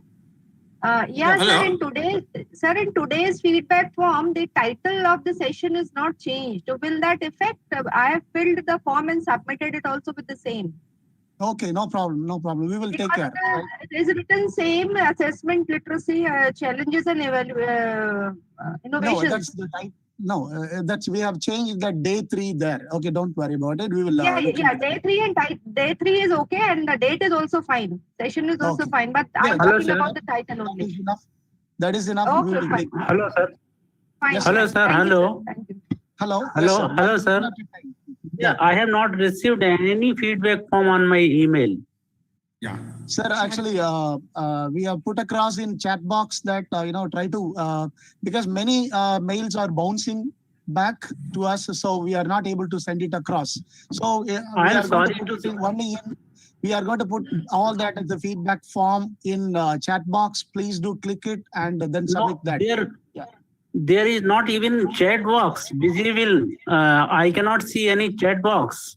It is not visible on go to web. Okay, well, so fine, sir. Are you on YouTube or are you attending the GoTo meeting, sir? I am attending go to meeting. Okay, well, Sir, so just click the click box, or, I mean, the chat box on your right. You see a pull out, a call out, sorry. Yeah, call out. Yes, but That's displayed there. okay, well, so there are only two options. There are only two options: leave meeting and cancel. Okay, fine. Right now, I've put across that the feedback form to you. So, well, okay, sir. Yeah, hello, sir. Yeah, don't worry. Yeah. And so, okay, then please make a note of my email ID and then so send it once again. Okay. Yeah. Please send me. I am Rajesh from Bhopal. Okay. Sir, please send an email to me. Okay. Yeah. Okay. I'll forward to you. I'll forward to you, sir. Thank you very much. Thank you. So please do join the session by 1:30 and Dr. K. Ilango, the National Secretary, will be addressing the audience about ELTAI activities. Hello, sir. Yes. Hello. Hello. Yeah. Good morning, please, sir. Please, one at a time, please. Yeah. This is Sugandhi talking, sir. Yeah. Please tell me, ma'am. I have sent request for the feedback link to your mail too, sir, but I didn't get any link, sir. Okay, well, so today evening it will be sent to you, ma'am. Okay, don't worry about it. Okay. Okay, ma'am. Yeah. Good morning, sir. Hello, sir. Yes, sir. Hello. Good morning, sir. Yeah. Yes, sir. I have not received the three feedback forms. Yesterday afternoon I have filled it. Today morning I have filled it. Okay. The remaining three sessions I have to fill it. Sir, So could I you will send me? send across a mail to you so that you can send it to me. I'll send it back to you. Okay, fine. Yes, sir. Good. Thank you, dear. Thank you. Hello, sir. Okay. Yeah. Yes, ma'am. Hello, good morning, sir. I Good too morning. didn't receive the mail, sir. It will be Okay, better ma'am. you can post it in the Google Classroom, sir. Okay. All Yeah. can assist. Okay, well, so ma'am, already that invitation mail has been sent, and then Post the feedback. okay, So, please. invitation Okay, feedback so we will sir, for all the classroom. Okay, about the 4 classes have been created. Okay, well, at the afternoon I will put that the classroom code key here. Okay, in the chat box. So try to make a note of that class code and then try to join that link. Okay, try to join the Google Classroom. Hello. Yeah. Hello. Sir, Hello. I too didn't receive feedback from 18th and 19th days. It will be posted on Google Classroom for all of you. Yeah. Have you noted the Google Classroom code? Please note it again. Yeah, once again. Okay, I will give you that all the Google Classroom code. Yeah, 1 second.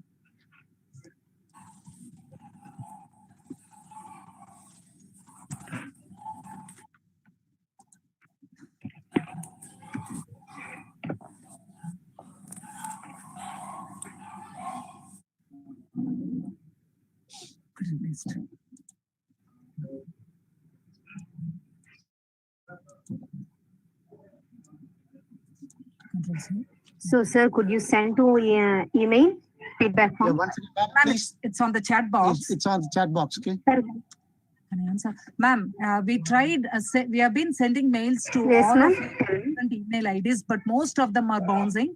And there is a limit set by Google. We are not able to send mails beyond that. That is the reason we are asking you to look up the chat option and note the classroom code for Google that's given here right now.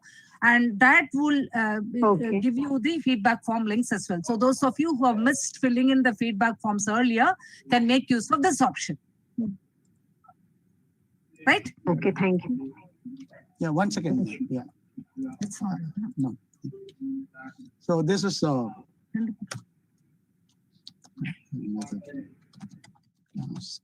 Suppose in the mail. Okay. There are 2 Google Classroom codes given. You can attach yourselves to any one of this, and you'll find the information replicated in both the platforms, in both the classrooms.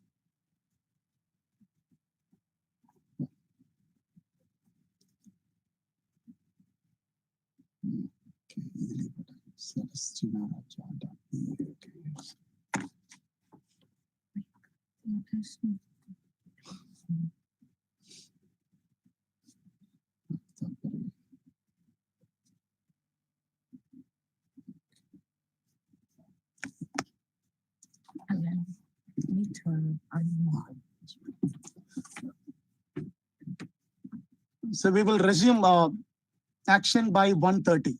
Okay. Thank you so much for your enthusiastic participation and raising a number of questions to the presenter.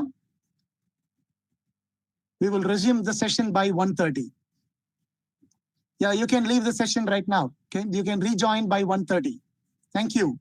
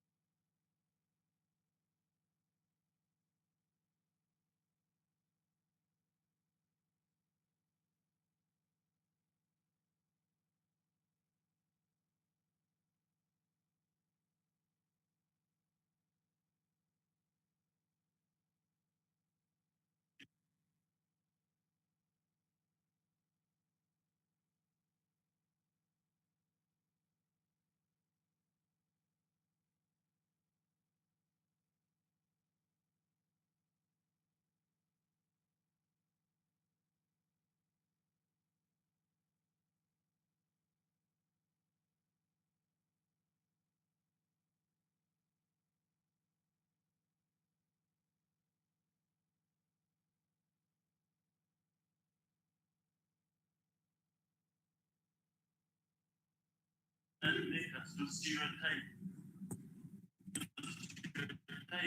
our brothers or our sisters. That is why a balance நேத்து எழுதிட்டு போனானா நாங்க போயிட்டோமோ அதுக்குள்ள நீங்க போயிட்டிய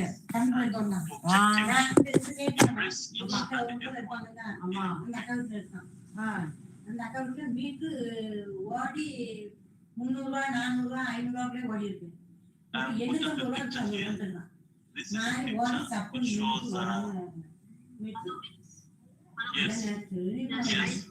பாயில நான்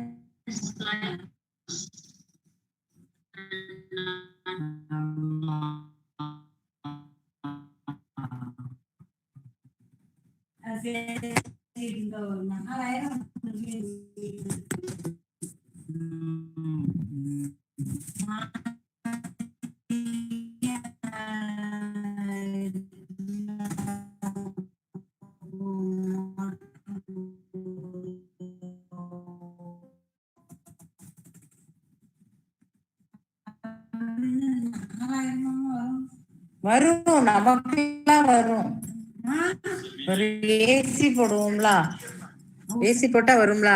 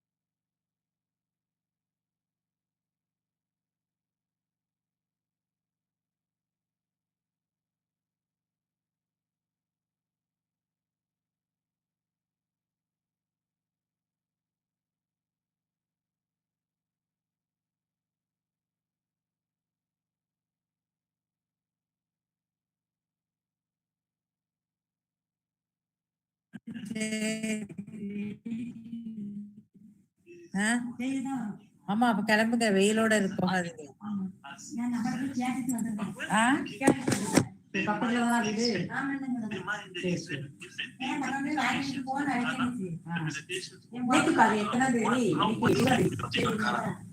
For example, most African associated to negativity. When a child is born in the States or in Britain, they go together and particular stage, associations of a black person to another negatives. Now,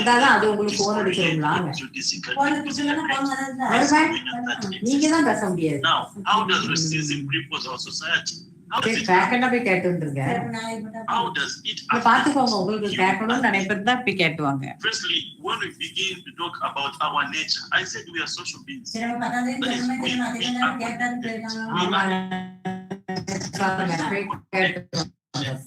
cannot exist without the other.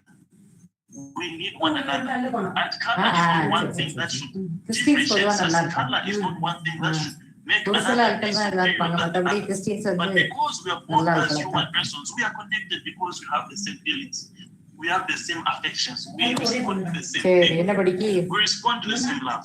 This is what makes that social interaction, which implies that exchange, that connection to one or more. There is an influence. If there is something that is coming between the two who are interacting, then you find that there is no social interaction because the interaction itself or the ability to communicate with the other is social interactions usually come in society to find out, to see how people interact, to see how people see how the system is built. பரிச்சையா இருக்கும் சரி சரி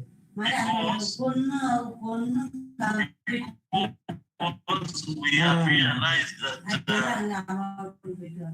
சரி சரி கீழே மாமியார் மாமனார் இருக்காங்களா certain systems have not supported certain systems have not supported a particular race. Certain systems have not advanced or have not certain policies that can embrace each and everyone. இப்பதான் சேர்ந்துட்டீங்களா உங்க வீட்டுல இப்பதான் சேர்ந்துட்டீங்களா That comes in what is it that we experience and what is it that makes us understand that சரி சரி சரி சரி அப்ப இந்த நீங்க பழைய 10 வருஷம் பாத்தீங்களா அதை விட்டு அடுத்த விடா இது first and foremost the divisions which comes from the mind. When the mind is சரி அப்போ அப்பவும் உங்களை பார்த்து நீ வான்னு சொல்லல அது when I'm in Africa I think of the chance in when I'm in Africa, I think of the Asians in particular. இப்ப அங்க யார் பார்த்தா The reality that each and every one of us is. And that is why for me, I always say, you and me have a racial traits. And we all have a racial expressions to our brothers and sisters. Today, someone might say, I am not racist, but believe you me, we all have an aspect, or we all have the potential to be racist. Let's say, for example, when we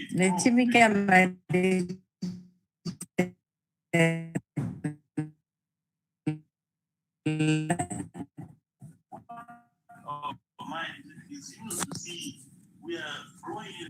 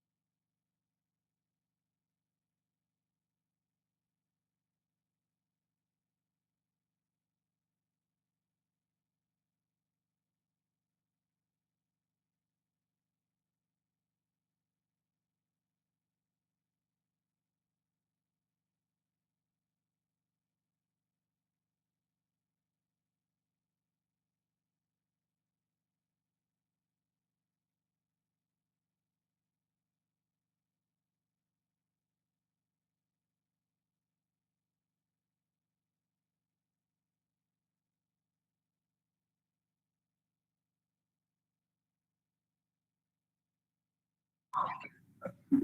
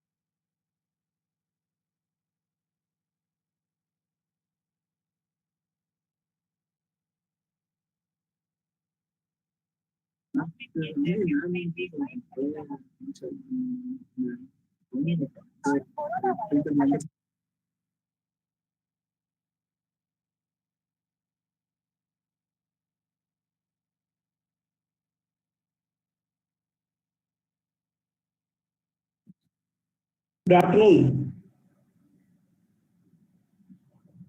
Good afternoon. Good afternoon to everyone. Okay, we are going to start the session in another 5 minutes. Okay, within 5 minutes it will be starting. So we are about to start. So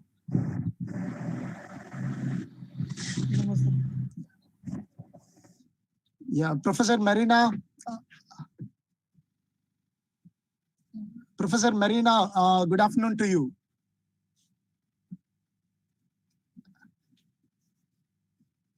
Professor Marina, your mic is muted. So please unmute your mic. Yeah. Hello, good afternoon, ma'am.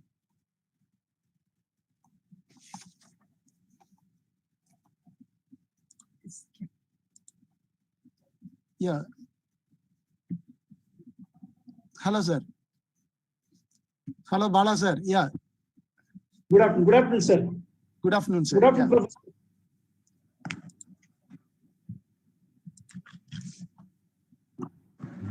Yeah. Professor. Hello, Professor Marina. Yeah, could you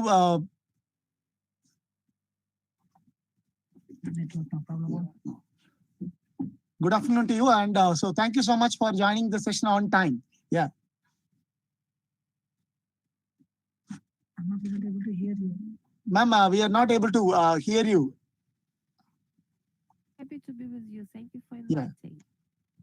Please do check your mic, and ma'am, please do check your mic. We are not able to listen you.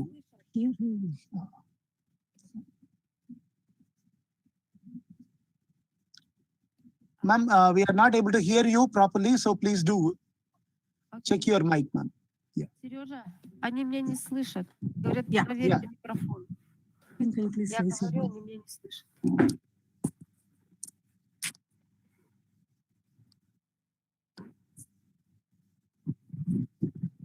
Sir, Yelango, sir, good afternoon to you, sir.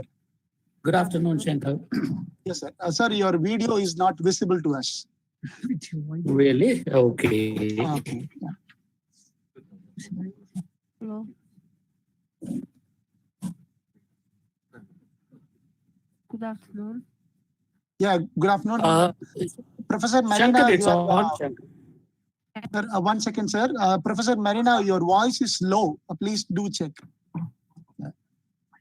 Voice low. Your voice is feeble, and please do check it, ma'am. Yeah.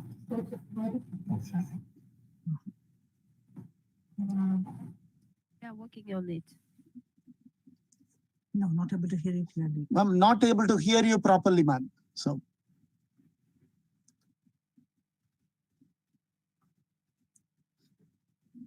Sir, Yelango, sir, still your video is not visible to us. Yeah. Right, sir. Now? Yeah. Now Yes, it's fine, sir. So shall I? Hello, hello, hello. Okay. Hello. Hello, We can are you able hear to me? see you properly, ma'am, and voice is feeble. Can you hear me now? Yes. Yeah. Fine. Fine? Perfect. Perfect, ma'am. Working now. Perfect. Yeah. Okay. Yeah. Все хорошо. Заработала. Okay. Сказали отлично. Okay. So now, well, we will begin the session for today's afternoon, and we welcome all the participants of this international FDP third day, second session. So now I welcome my colleague, Dr. Kalpana, to introduce the National Secretary of the English Language Teachers Association of India, Dr. Ilango, to all the participants. Good afternoon, all of you. As the prime face of ELTAI India, Dr. Ilango needs no introduction.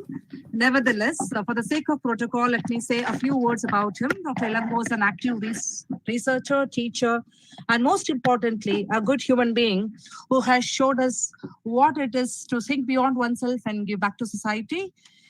He is an inspiring ELT professional who continues his good work in all ways possible and has been the guiding force of ELTAI for decades now and continues to inspire young ELT professionals like me and many more. So who else, participants, do you think would be a better choice to pep us all up this afternoon? Over to Dr. Ilango. Thank you, sir. Good afternoon to every one of you. Kalpana, I want to check whether I'm audible enough. Yes, Shankar, sir. I'm audible. Okay. Yes, sir. Audible, sir. Yeah. Okay. Thanks, Dr. Kalpana, for all the good words. For a while, I was wondering whether you are introducing me or somebody else. This is what happens, when friends introduce, they always say good things, and all the bad things are swept under rug. This morning, I'm sure you would agree with me if I say that we had a very interesting session. The session was not only interesting, it was also profound. But what he projected was very scary. He said 70% of the jobs, 60 to 70% of the jobs are going to be taken away by the robots. And another important thing that he mentioned was human beings are not really required. But what is going to happen is, in another 1 century or so, the world is going to have about 12 billion people. So what are we going to do with all the 12 billion people if humans are not required? Another important thing that we need to keep in our mind is, this is a kind of world to which we are preparing our learners. They are the people of the 21st century or the 22nd century, and we are preparing them for a job which is non-existent. The kind of jobs that are in existence now will not be in existence in the days to come. So as teachers, I think these are some of the things that we need to keep in our minds while we walk into the classroom and when we have an interface with the students. Okay, now the part that I'm asked to play, in fact, you have an interesting session in the afternoon. You had one in the morning. I'm brought in as a kind of comic relief. So thanks to Shankar. I don't want to make it as a tragedy. I want to stick to the time that is allotted to me. When we look at ELT, all of us know that there are 3 domains to it. Firstly, we have materials. Secondly, we have methods. And thirdly, we have evaluation. As far as the first 2 domains are concerned, materials and methods, I would say that we were able to bring about some kind of changes. I wouldn't call them revolutionary changes, but at least the evolutionary changes. Over the last few years, or I would even say few decades, we have been able to bring about some kind of changes. But what about the third domain? That is the evaluation. Let's look at whether we really brought about any kind of changes, any kind of transformation in the field of evaluation. In fact, the theme of or the focus of the FDP is interestingly phrased. It goes, as you know, this is the last session, assessment literacy, challenges, and innovations. I suppose all of us are aware of the difference between the assessment and evaluation. We know that evaluation is a process of making judgments on certain things based on certain criteria.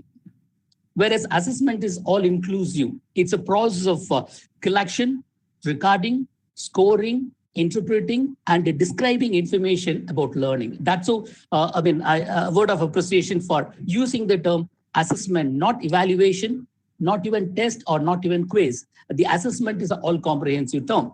So what I'm going to do for the next 10 minutes or so, I'm going to raise certain questions.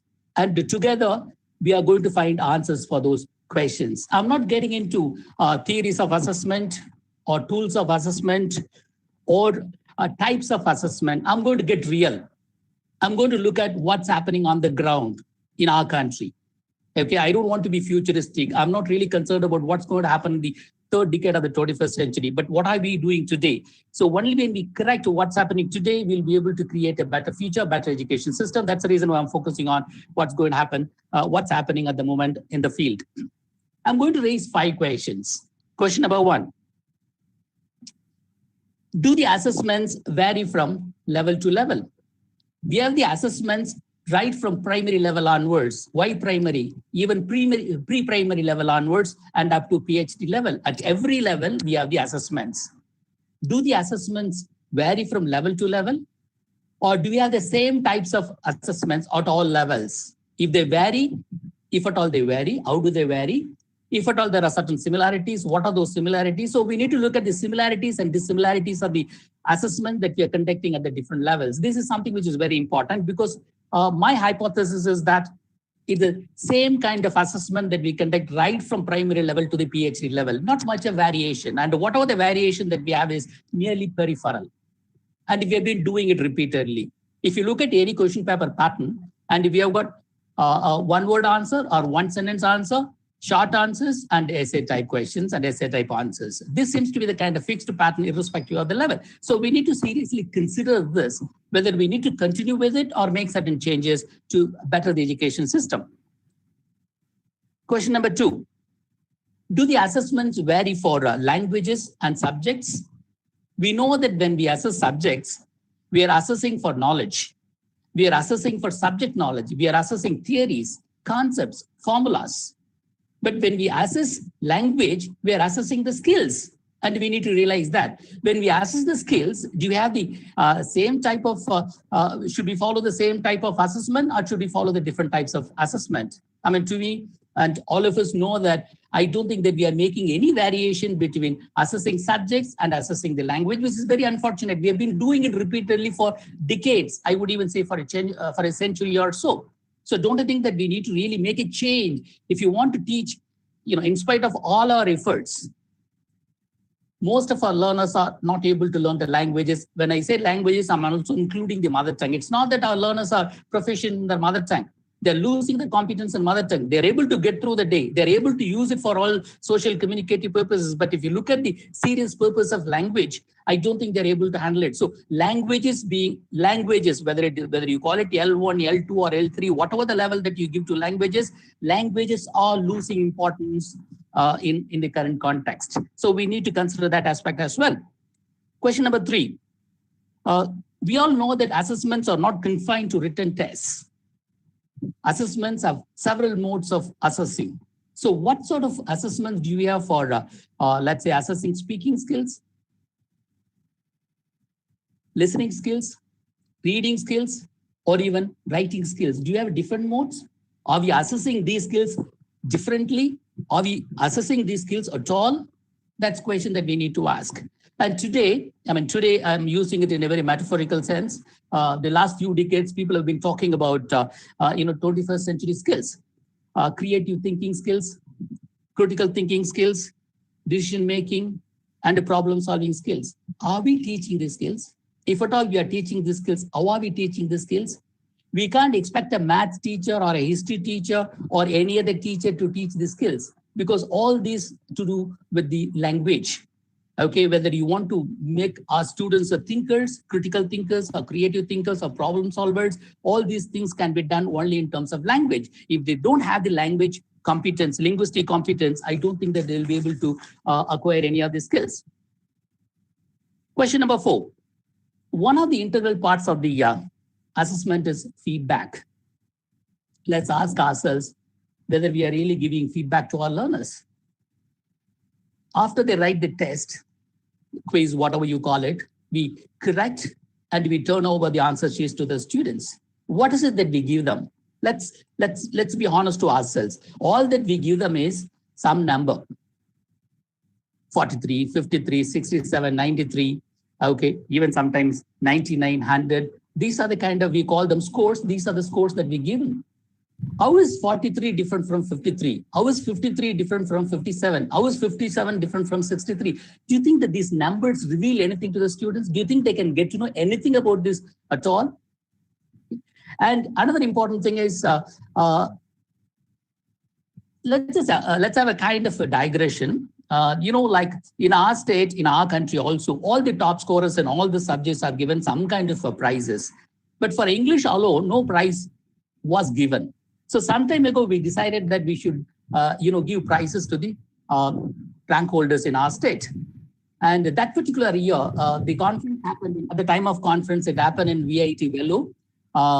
We got the three top scorers in our state. One student got 100 out of 100 and two students got 99 out of 100. Look at this. Even in language, like mathematics, we go to the extent of awarding 99, 100. That's all fine. Okay, we got the students to the conference site. And then out of curiosity, I just wanted to know the linguistic competence of these students. I interacted with just one of the students, the student who came from Hosur. I asked him just a couple of questions. I would have asked him more number of questions, but I restrained myself in asking questions. Those two questions were, what were your parents doing? And where was your school located? I know the topography of Hosur because that's the district I come from. To an extent, I know about Hosur. So I asked him to explain these two questions, one after the other. The student spoke in chaste Tamil. He was not even using translanguaging. Okay, I would have been happy if the guy was able to use, adopt a translanguaging. Incidentally, translanguage is an interesting concept. And the last couple of decades, I would say that the number of scholars who are working on that area, and it's worth exploring in our country as well. It's because, first of all, we are teachers. Secondly, we are languages teachers. And thirdly, I would consider we are English language teacher. Okay, so we are not only teaching English, we are teaching much more than that. We are teaching languages. In that context, the teaching of mother tongue also becomes important. I'm not getting into that particular area because it requires a lot of research and a lot of explanation as well. So the student was not able to communicate in English. So obviously there is a gap between the score that student got and the real linguistic competence. This is a kind of assessment that we have in our state. Secondly, the assessment should also lead on to self-assessment. Students should know where exactly they stand in terms of linguistic competence. Only then they'll be able to become autonomous learners, independent learners, lifelong learners. Mind you, this is the purpose of education. This is the goal of education. Okay, if our learners are not able to get to know where exactly they stand in terms of their linguistic competence, it defeats the very purpose of education itself. So we need to rethink on what exactly that we are doing, not in terms of teaching. At the moment, we are not considering that, but in terms of assessment. Can we show the learners, okay, where exactly they stand in terms of the measurement, in terms of the metrics that we have? The fifth question, in fact, I'm getting into the specifics of some of the aspects. Let's look at the question bank. We know that, I'm not sure about the other states. In Tamil Nadu, we have got question bank. In language assessment, we are assessing the production of language, not the reproduction of language. So what's the purpose of the question bank? A paper setter is expected to take questions only from the question bank. He doesn't have the freedom even to change a word. If he changes a word, it's considered to be out of portion. I would understand if the students say it, but teachers also say it and parents also acknowledge it. Okay, just a word change or a structural change is good enough to comply that the question was out of portion, and the marks, whether it is 5 marks or 10 marks or 15 marks, marks is awarded to the students if they attempt the question. Okay, that seems to be the kind of state. So as far as language is concerned, I'm not talking about the subjects. Maybe in subjects we are testing the reproduction of knowledge, but when it comes to language, we are testing the production of the language. That's a shift that we need to make. Secondly, the kinds of questions that are asked in the name of assessments. I looked at the question papers of one of the well-known universities in our country, and I looked at the literature question papers. And luckily for BA as well as MA, they've got paper on Shakespeare. At the BA level, one of the plays prescribed was the Tempest. Okay, the question asked was, sketch the character of Alonso, one of the minor characters in the play. At the MA level, Okay, the play that was prescribed was The Winter's Tale, and the question that was asked was sketch the character of Perdita. Okay, so you can assess for yourself the kind of questions that are asked. Okay, even in the final examination, by which I mean even the semester examination. Thirdly, importantly, I want to look at the frequency of tests. In our country, especially at the school level, very specifically at the +2 level and the 10th standard level, look at the number of tests that they are writing. They've got the daily tests, weekly tests, monthly tests, quarterly examination, half-yearly examination, and annual examination. So all that seems to be happening is only the tests, only the evaluation, or only the assessment. We don't seem to be teaching at all. If at all we teach, we seem to be teaching only to test. They call it the acronym is T2T. We teach for test. We teach to test. That seems to be the case. Again, a digression. We know that the kind of damage that the Chaitanyas and Narayanas are doing in our country. Narayanas, for instance, has about 2 lakh students in our country. They are micromanaging the tests. On any given day, all the students in the country take the same test. The very next day, they are given their marks as well as the ranks. Ranks at the 3 different levels, the school level, at the state level, and at the national level. So what is it that they are doing? They're in a way maiming the minds of the learners, that decapacitating the learners. If only I have some kind of magical power, a magical wand, I would banish them to Thar Desert, to the interior part of the desert. I would not let them back to the education system. That's a kind of system that is prevalent in our state. And this seems to be the kind of scenario that is prevalent in our country. Hope I'm not exaggerated it. And if you're honest to ourselves, I'm sure that you would see the points that I'm trying to make. And let's move on to look at the challenges. Challenges, I don't think I need to independently deal with them. The questions that we raised highlight the challenges. Challenges are embedded in the questions themselves. Okay, all the 5 questions or the few other questions that I raised are the challenges that we face today. How are we going to change it? Okay, do teachers at any level or even as an association, do we have the power to change the system? Absolutely nil. Okay, any teacher body, any teacher association, when they go to the government to point out anything, we are treated as almost like the doormats. That's one of the reasons why we are not able to bring out any kind of changes in the evaluation pattern. I'm going to look at innovation very, very briefly. I'm just going to highlight only one aspect of innovation. I think it was Edmund Melville who said, it is better to fail in originality rather than succeed in imitation. It's better to fail in originality rather than succeed in imitation. But even if you want to be original, we need certain models. The models that are available to us are essentially, I would say, 2 models. One is the IELTS, International English Language Testing System. And secondly, we have got the TOEFL. All of you know that test of English as a foreign language. These 2 models are pretty good models, recognized globally. Their scores are accepted, top-ranked universities globally. Okay, they assess all the 4 skills, and all the 4 skills are given equal importance. So if you want to differ from the way the subjects are assessed, the way the subjects are tested, and here are the models that we can afford to follow, and we can become indigenous. Okay, with the kind of ecosystem, the ecosystem that we have today, the technological advancements, the technological tools, online or offline, we will be able to conduct the assessments, call them evaluation, call them tests or quiz, because these terms are interchangeably used. We can conduct them to any number of students at any given point of time. Okay, we can't say that India is a country where there are, about 250 million students at different points of life, whether it's 250 million or 2.5 billion. Okay, there are ways of doing it. We live at a different points in time, and it's possible to conduct even at the primary level. Okay, that's what the technology has given. I'm not looking at one interesting thing about technology. Alan Maley, I'm sure most of you are familiar with him, and he used to say that no technology was invented by the educationists. Technologies are invented by the technologists, and the technologies are forcing it on education. Likely at a time like this, lockdown, technology has become very handy. I'm not anti-technology. Okay, we can use a technology, but we can use a technology for purposeful or meaningful activities. So this is one area. Assessment is one area we can use a technology. Now, globally, exams or tests are conducted using technology. I think whether we are doing it at the school level or state level or the national level, it's high time that switch over to technology-based assessments. With this, I hope in the days to come, we'll be able to have a transformative assessment paradigm.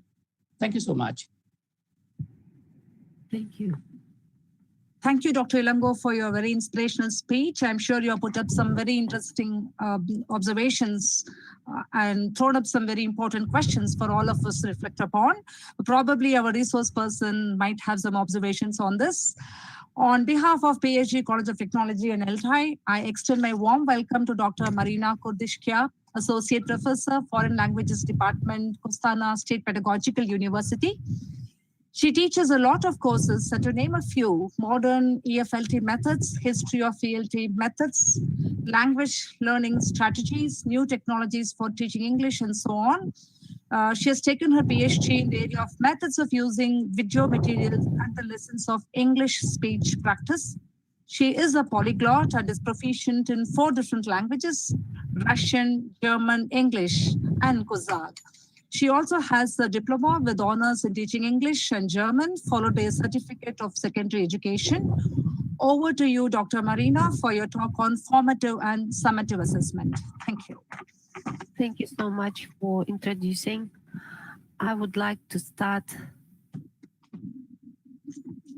my presentation with the topic, formative and summative assessment.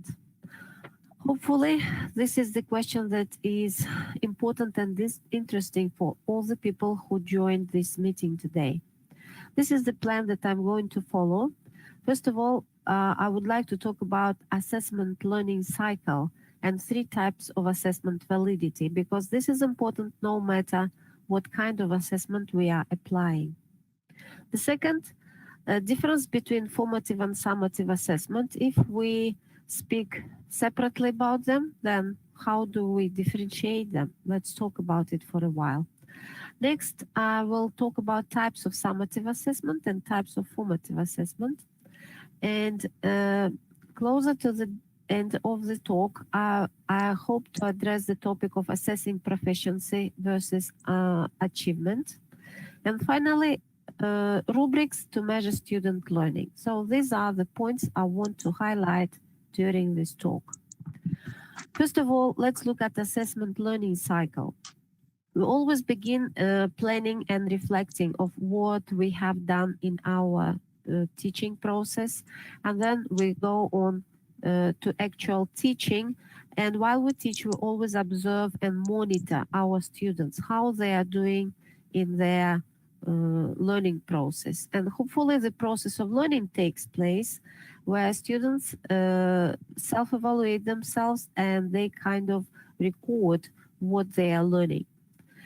After this, assessing should take place because we need to know the results, and the feedback from students and reporting, assessing, again leads us to planning. This is how cycle goes all the time. David Noonan, in his book about assessment, specialized this hierarchy of evaluation. Evaluation is a broad notion that includes all kinds of procedures. Further, it is narrowed to assessment, and testing is viewed as a part of assessment. So assessment is kind of broader term than testing, and evaluation is a broader term than assessment. This is to make it clear. So what's the definition of assessment? Assessment is a process of reasoning from evidence. It does not exist in isolation, but must be closely aligned with the goals of curriculum and instruction. And I hope that it happens in every classroom. Now let's look at assessment triangle. There are 3 corners in this triangle. First of all, cognition, then observation, and finally, interpretation. What does it mean? Cognition corner of the triangle refers to the theory or set of beliefs about how students represent knowledge and develop competence in the subject domain. And this is the upper corner of assessment triangle. We should have an idea how we think students acquire the knowledge that we try to teach them. Observation corner of the assessment triangle represents a description or set of specifications for assessment tasks that will elicit illuminating responses from students. And finally, interpretation triangle, a corner of the triangle encompasses all the methods and tools used to reason from fallible observation. So assessment that we do has to be valid. And there are three types of assessment validity: content validity, constraint validity, and criterion-related validity. Content validity, it includes 2 points: meaning and procedure. For meaning, we have to answer the question, how well does the sample of tasks represent the domain of tasks to be measured? And procedure, compare the test tasks to the test specifications describing the task domain under consideration. When I talk to my students about assessment and about content validity, I keep saying, you cannot assess students on the points that you haven't taught them. So whatever you assess should have been done in class before. You should have taught the vocabulary that you're checking. You should have taught the grammar you are checking. And the procedure of assessing should follow the procedure that they have done in class. You cannot start from a vacant space. There should be ground under your assessment procedure. Criterion-related validity, first of all, answers the question, how well does test performance predict future performance or estimate current performance on some valued measures other than the test itself? Compare test scores with another measure of performance obtained at a later date for prediction, or with another measure of performance obtained concurrently for estimating present status. As the previous speaker outlined, very often in the classroom we teach for tests, and if criterion-related validity is observed, it reminds us that we do not only teach for tests, we teach for life. And construct validity is another thing that helps us connect the testing or the assessment to real life. How can test performance be described psychologically and experimentally determine what factors influence scores of the test? This is important because we have to realize that the scores of the test not only depend on the quality of the student knowledge. Sometimes psychological factors interfere or physiological factors interfere, like whether the student is feeling okay on the day of the test, whether the temperature in the classroom is okay, or it might be too hot or too cold. The student might be hungry, the student might be sick, and this all, of course, influences the test result. So construct validity is the factor that reminds us of the fact that we assess human beings. We have to take it into consideration. Now, let's look at difference between formative and summative assessment. Formative assessment is a teaching tool used on a daily basis to determine how much students have learned and how much they still have to learn. This can be determined through assignments and homework, quizzes, and class discussions. While summative assessment is a teaching tool that evaluates students basing on their performance and the basis of determining the progress made by the student for the unit that has been discussed and for the school year as a whole. This Venn diagram shows us how formative and summative assessment can be opposed. There is some area which is specific for formative assessment, and there is an area specific for summative assessment, while there is also an area that is referring to both types. Formative assessment is a part of the instructional process. It includes quizzes, observations, creating T-charts, Venn diagrams of the student learning evidence. It includes classwork and homework, writing text tickets, and it helps teacher modify future lesson planning based on learner needs. While summative assessment is used to determine a particular point in time what students know and do not know. It includes state assessments, district benchmark or interim assignments, end of unit or chapter tests, end of term or semester exams, scores that are used for accountability, SAT or ACT type tests. So this is specific of summative assessment. Now, both of them are assessment. So both are ways to assess. Questioning strategies need to be addressed. Both need to be used to evaluate a student effectively, and both can be used for student feedback. They both assist in future lesson planning. Now, a closer look at that. Formative assessment and summative assessment are two overlapping complementary ways of assessing pupil progress in schools. And while the common goal is to establish the development strengths and weaknesses of each student, each assessment type provides different insights and actions for educators. The key to holistic assessment practice is to understand what each method contributes to the end of goals, improving school attainment levels and individual pupils' learning, and to maximize the effectiveness of each. Summative assessment, if we explain it in more detail, aims to evaluate student learning and academic achievement at the end of a term, year, or semester by comparing it against a universal standard or school benchmark. Summative assessments often have a high point value, take place under controlled conditions, and therefore have more visibility. They are more noticeable in the school process because they give us scores to talk about. They give us scores to tell students. Examples of summative assessment include end of term or midterm exams, cumulative work over an extended period, such as a final project or creative portfolio, end of unit or chapter tests, standardized tests that demonstrate school accountability are used for pupil admissions, SATs, GSCs, and A levels are another example. Now, formative assessment explained is more diagnostic than evaluative. It is used to monitor pupil learning style and ability, to provide ongoing feedback, and allow educators to improve and adjust their teaching methods, and for students to improve their learning. Most formative assessment strategies are quick to use and fit seamlessly into the instruction process. The information gathered is rarely marked or graded. So we might say that summative assessment is assessment of learning and formative assessment is assessment for learning.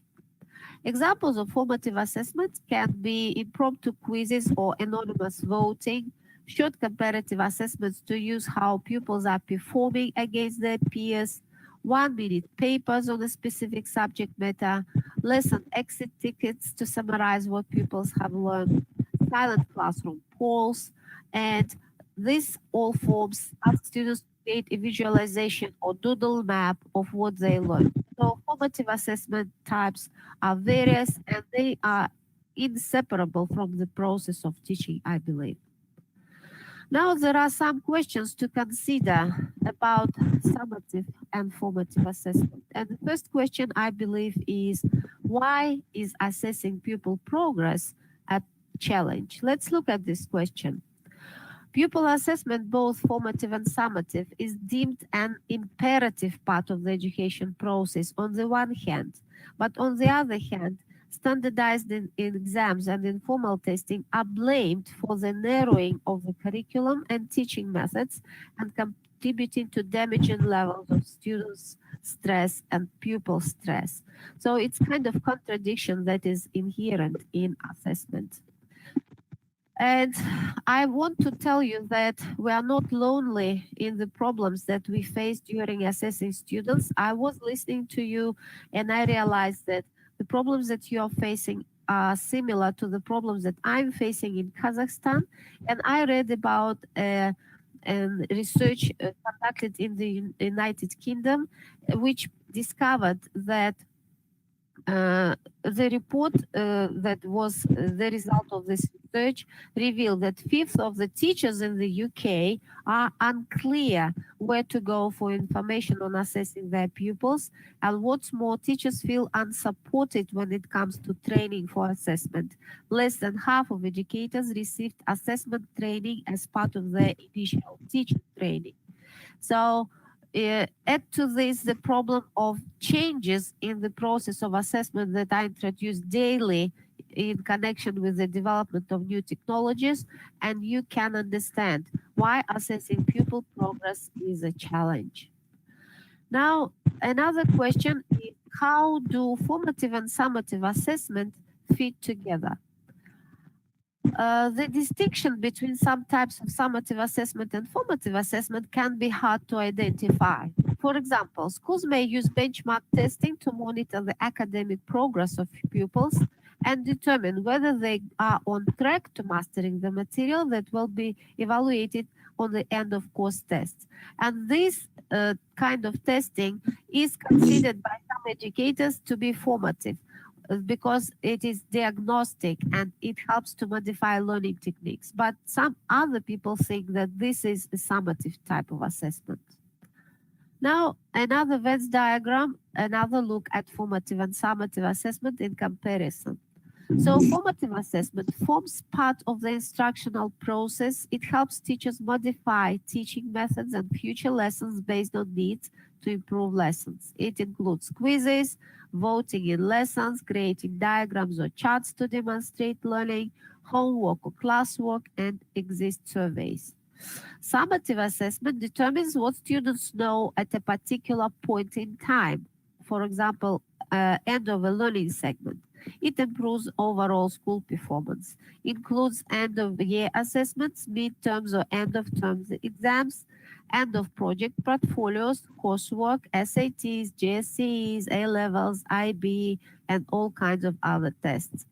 Both are ways to assess pupils and must evaluate pupils effectively, are used for student feedback, and assist in future lesson planning. I began my presentation with reminding you of the cycle of learning that includes assessment. Another question to consider that is important and very exciting for most of the teachers: how could teacher workload be reduced? Because teachers, whether focus on assessment or take assessment as a part of their teaching, have to work a lot to prepare their classes, conduct them, and then assess the students' level. So let's look at this question. First of all, the Department for Education should separate student exam results from teachers' direct performance evaluations, because it is not the same. The students show results that depend not only on the teachers' teachers' performance, because some students are simply unable or ignore what teachers are trying to teach them, and thus show poor results. So what students show at the end of the test is not necessarily a true reflection of the teacher's job, of the teacher's performance. Second idea that can help to reduce teachers' workload in connection to assessment: teachers can share assessment tools and tasks that they create, thus save each other's time. We all have colleagues that work using similar materials. Why not decide who prepares which part of the assessment and share the tasks? This will help us save some time. And another way to reduce teacher workload is using online assessment tools that check students' performance automatically. There are a lot of tools that allow you to make quizzes, and if you insert the correct results, then the system checks students' quizzes automatically and you don't have to do it. Like, for example, I use edmodo.com system that is an online platform designed in the United States, and it is very popular in the world. And this platform allows me to create quizzes, and it then systematizes the results of quizzes and assignments that I send to students into their grade book. And I give both assignments that I check by hand, that is, I read what students wrote and give them marks for that. And I also send them all kinds of quizzes, like here, where they do the quiz and the system checks it automatically. This year, when in the pandemic, we had to start working distance, to do distance learning with our students. I started using it for classes, not as additional tool, but for main tool for my classes. And I counted the time, how much time I spent doing this work. And I realized that creating a quiz might take me 3 hours, but then I don't spend any more time because all my 80 students take the quiz and the system checks it automatically. While creating an assignment takes me 5 to 10 minutes. It is very quick. I just send, write a project or write an essay and send it to students. But then checking takes me 30 hours because when 80 students send me their essays and I start reading them and correcting them, that takes a lot of time. So creating quizzes looks time consuming in the beginning, but then you can use them and reuse them, and it helps you save your time. The fourth question I think is exciting is that what are ways to use assessment to enhance learning? I believe assessment should not only be used as a measure of students' result, it can also help students learn more effectively. And the first idea here is that a midterm assessment or module final could be tasked as a visual presentation, a long form test or an individual essay. So we can give a variety of assessment forms to students to check how they are doing in this or that topic.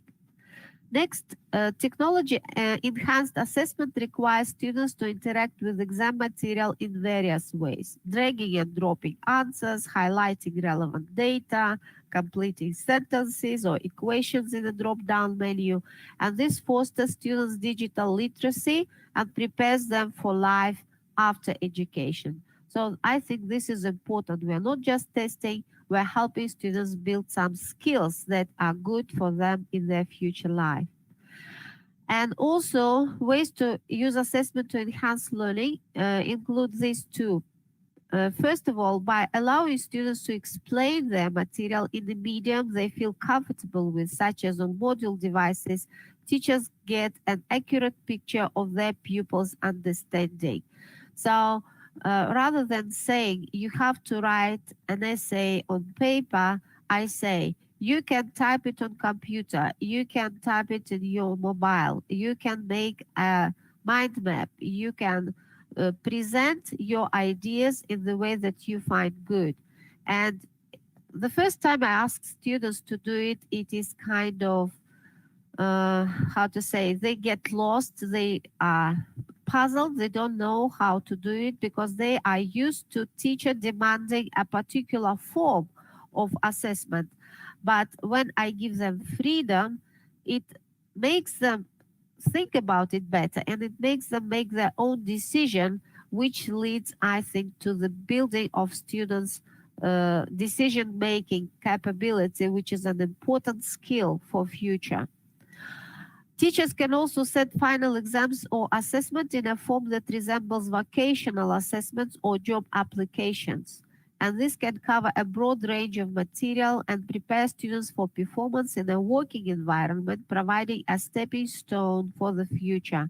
This idea is especially good for professional colleges that do not only provide students with some skills important for their future job. If we make assessment close to what is going to be a part of their everyday life in their job, this can be very helpful in my mind.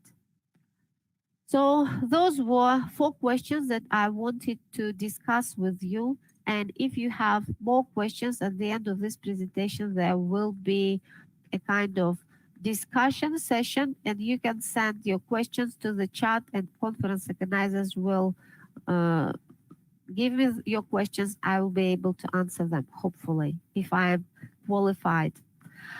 Now, let's talk about assessing proficiency versus achievement. A major challenge for language testing is that the qualities being researched or tested are abstract, invisible psychological qualities such as aptitude, motivation, and language proficiency. And the only way that we can gather information on this phenomena is through observation or elicitation of some kind of performance on the part of the learner. I am sure all of you teachers have had students in class who are silent, and they never perform until you ask them to. And sometimes teachers make, how to say, quick judgments, quick decisions, and think that these are students who are not proficient. While on the contrary, shy students might be really proficient and they might know a lot, but simply not prepared to perform in front of their classmates. So very often we don't know what our students know. Also, Brindley, in his 1989 work, draws a distinction between the assessment of proficiency and assessment of achievement. So this is not a new idea. This has been around in education for decades already. Proficiency is meant to be independent of any particular course of study, while achievement refers to the mastery of the learner of specific curricular objectives. Proficiency is typically assessed by rating students on a proficiency rating scale, while achievement assessment can be carried out more informally using a wide range of instruments, including teacher-constructed tests, self-rating scales, learner self-reports, teacher or learner diaries, and videotaped or audio-taped samples of learners' work. Again, I can share my own experience and say that sometimes assessing becomes difficult because I see that a student in my class is trying hard. She is doing whatever I ask to do. She is doing even a bit more. And all the same, when she writes a formal test, she either fails or gives very low results. That makes her so sad, and that makes me sad because I see that she is much better than she was in the beginning of the term. She is improving, but she never is quick enough to be successful in the tests. So I was very happy to discover this contradiction and this possibility to assess proficiency is what we always do, but to assess achievement is another idea. And this is my decision to make, whether in this particular assessment type, I am going to judge students' proficiency and give marks for how much they know, or whether I am going to assess students' achievement and progress and probably give marks to the process, give marks to the students' effort that they invest into their learning. Now, I wanted to talk about rubrics to measure students' learning as an instrument that helps us do both formative assessment and summative assessment. Rubrics assist students in both completing tasks and thinking about their performance because this is a description of what we expect them to do. And these tools allow teachers to create rubrics for assessment quickly with greater level for meaningful feedback. They can also easily be shared among teachers and saved or modified for future assignments. I love RubyStar and recommend this site as a tool to create rubrics. Rubistar for Teachers is an online tool, and you can create rubrics for free. You have to log in. It is free of charge, and then I will show the process now. I don't have the time to log in and all kinds of things, how it works. So I choose oral progress project. For example, I want to create a rubric for class debate. So here I write my name and all kinds of things. And here is the chart for me to complete. It has 4 columns that show the results expected by students for each particular mark. So the highest mark is 4 and the lowest is 1. And here there are categories that we are going to assess. For example, for this kind of project, oral project, I think an important category is respect for other team. So I choose this category, and here we are. All the descriptions for students' progress are written, are prepared by the experts in the education field that are working in this site. Then I think whether information is important for my project. Okay, information should be the next category. And again, the description of performance of students for each mark is already described. Like, for example, for the highest mark, all information presented in the debate was clear, accurate, and thorough. For mark 3, most information presented in the debate was clear, accurate, and thorough. That is a bit lower. And for 2, most information presented in the debate was clear and accurate, but was not usually thorough. And for 1, information has several inaccuracies or was usually not clear. So you choose as many categories as you think are necessary for you, and they are all described. And then here you can submit and decide whether you want this rubric to be published online or you can print it as a result. Further in my presentation, I've got more examples of this. So what is a rubric actually? A rubric for assessment, usually in the form of matrix or grid, is a tool used to interpret and grade students' work against criteria and standards. Rubrics are sometimes called criteria sheets or grading schemes or scoring guides. Rubrics can be designed for any content domain, not only language, anything. Why use rubrics? A rubric makes explicit a range of assessment criteria and expected performance standards. Assessors evaluate a student's performance against all of these rather than assigning a single subjective score. A rubric handed out to students during an assessment task briefing makes them aware of all expectations related to the assessment task and helps them evaluate their own work as it progresses. A rubric helps teachers apply consistent standards when assessing qualitative tasks and promotes consistency in shared marking. How to create a rubric? You could use an internet tool or you could do it yourself. First of all, you should record the performance objective, what you want your students to achieve. Then you should identify the dimensions or tasks comprising the performance. Identify the potential gradations of quality. Assign a point value to each gradation and total point value for the assessment. You should identify the criteria for each level of quality within a dimension or task, and finally create the rubric table. Or again, you can use Rubistar, which is quick. There are a lot of rubrics that have been already made by teachers, so you can use search keywords and then search for ready-made rubrics, or you can follow some teacher you know and search rubrics that they have made, or author, based on author email address or any type.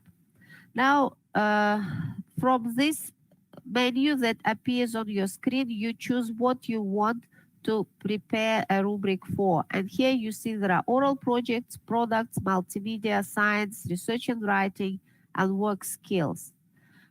Then you start creating your rubric by choosing from the menu within the category that are drop-down menu.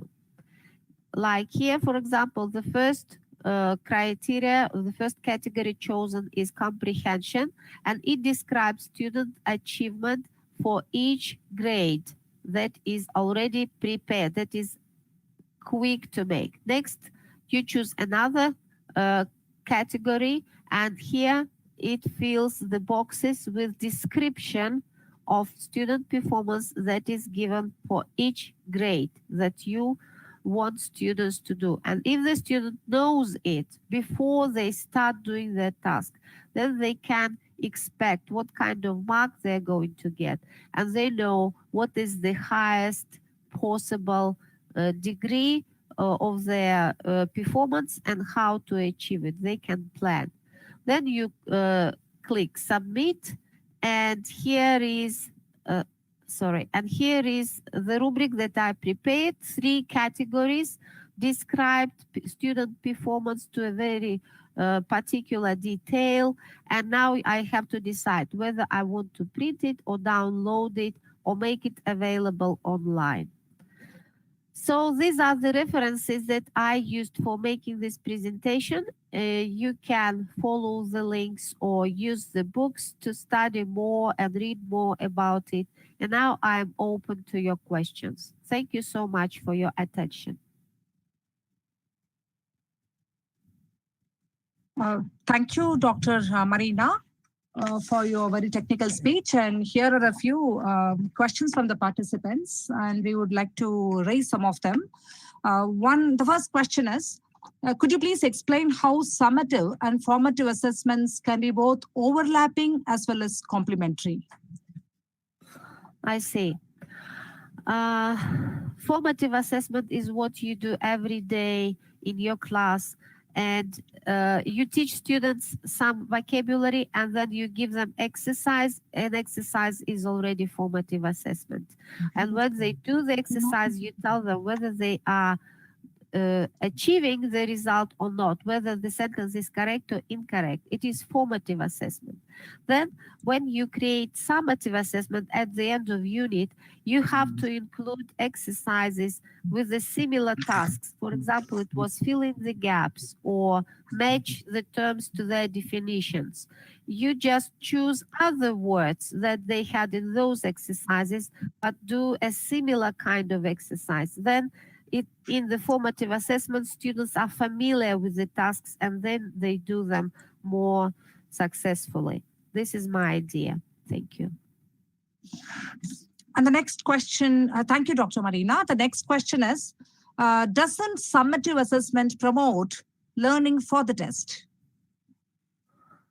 It depends on the type of summative assessment that you give your students.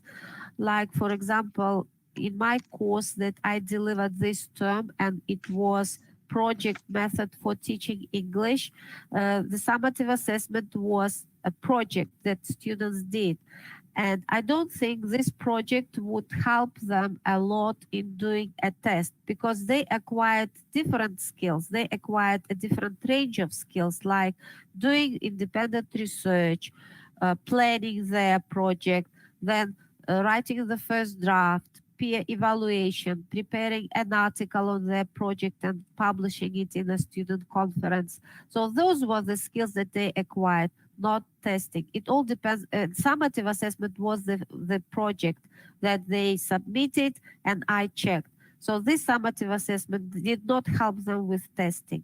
But if my summative assessment was a kind of test, and we have been doing informative assessment parts of similar tests, this would certainly contribute to testing. Thank you, Dr. Marina. How would peer assessment form a part of either formative or summative assessment? Could you please detail a bit on it? Sorry, could you repeat? Peer assessment, which students do amongst themselves. Yeah. Could you please throw some light on how can that be a part of summative or formative assessment? I think peer assessment should be formative, not summative, because summative assessment is kind of serious. It is the result that we give students that are put into their, grade book, and students in peer assessment can prepare can help each other to prepare for the summative assessment, but peer assessment should not be summative. It should be formative, certainly. Assessment for learning. Dr. Marina, that is the next question. You have mentioned some types of tests such as SAT, ACT, GSE, A levels, and IB. Can you please explain a bit about it?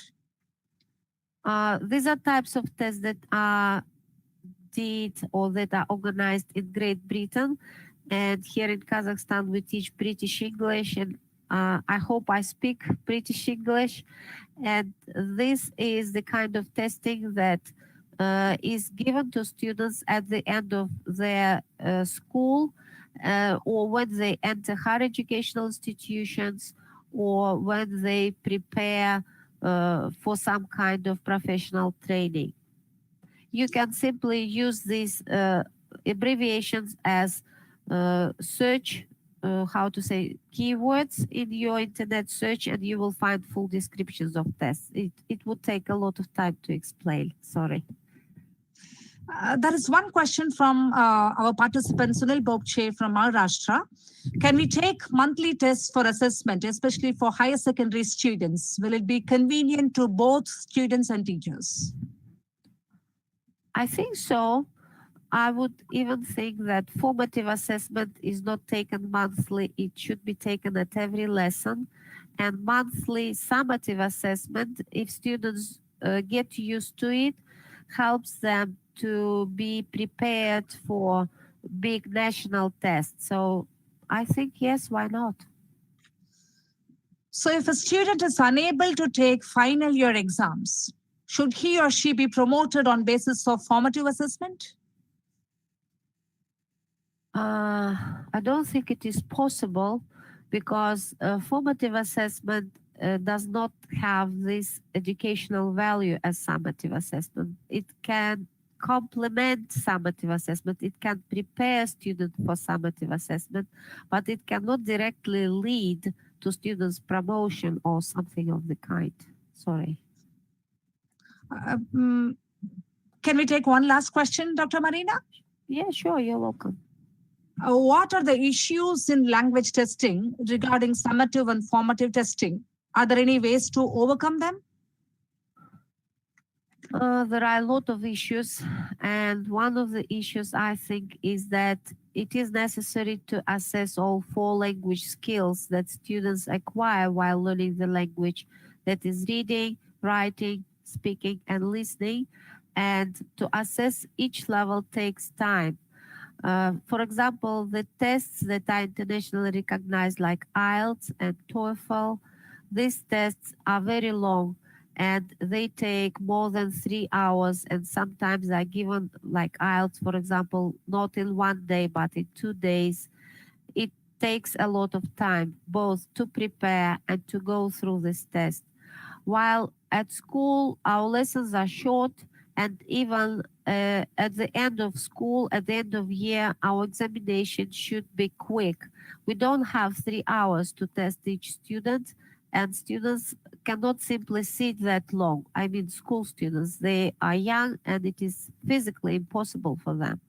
So this is an issue. We have to divide our summative assessment into portions, like 1 day we assess only grammar and vocabulary, another day we assess only reading, another day we assess only listening, and then we have to summarize all the assessment, or we have to spend these long hours testing our students. I think this is an important issue. It is really difficult to measure language proficiency, because this is inner psychological state of knowing a language, of being able to understand it, or not knowing and not being able to understand.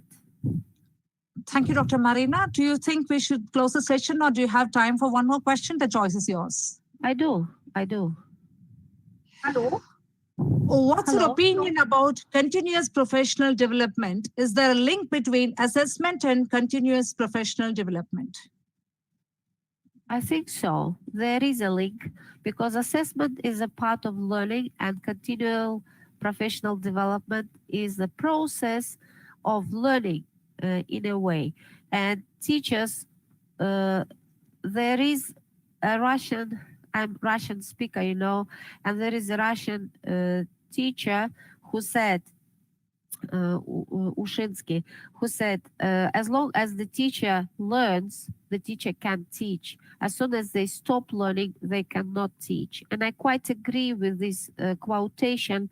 I'm sure that every teacher should continue their professional development as long as they work. I myself have been teaching for 33 years and I'm still learning. I take MOOCs, I go and do research online myself. I try to master new tools because I'm still planning to work. And while I'm working, I have to be learning. And if I'm learning, I want to know my results. So at one point, I took TOEFL test to measure my language ability that made me feel comfortable because the result showed that I now don't only feel that I know the language, I know that I know the language because I successfully took an internationally recognized test. And then when I do an online course, for example, then I want a certificate at the end. I want to be assessed and I want to see the percentage of my success. So yes, assessment is connected to learning or to professional development of teachers or whatever profession. Thank you very, very much, Dr. Marina. Thank you, participants, for the interesting questions you threw up. And on behalf of the organizing committee of PSG College of Technology and ELTAI, I extend my hearty thanks to Dr. Marina for her very informative presentation on formative and summative assessment. Thank you, ma'am, for having taken us through principles underlying assessment. And you've also shared with us some of the ways of using assessment purposefully in the classrooms and the different tools and instruments available for us. I hope we will all try to implement some of your ideas in our teaching circumstances. Thank you very much once again. Over to Dr. Shankar for other technical information. Thank you.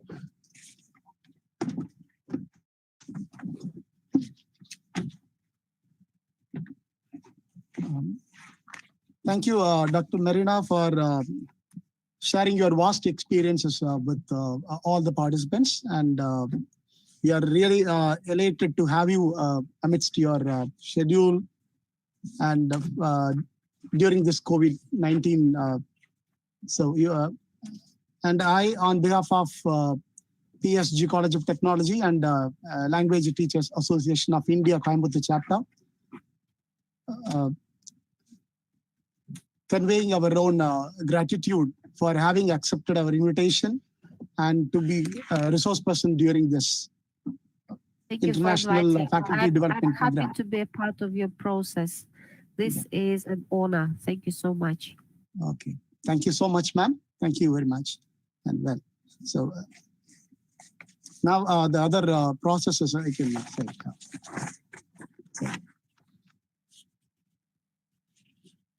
This is for the participants.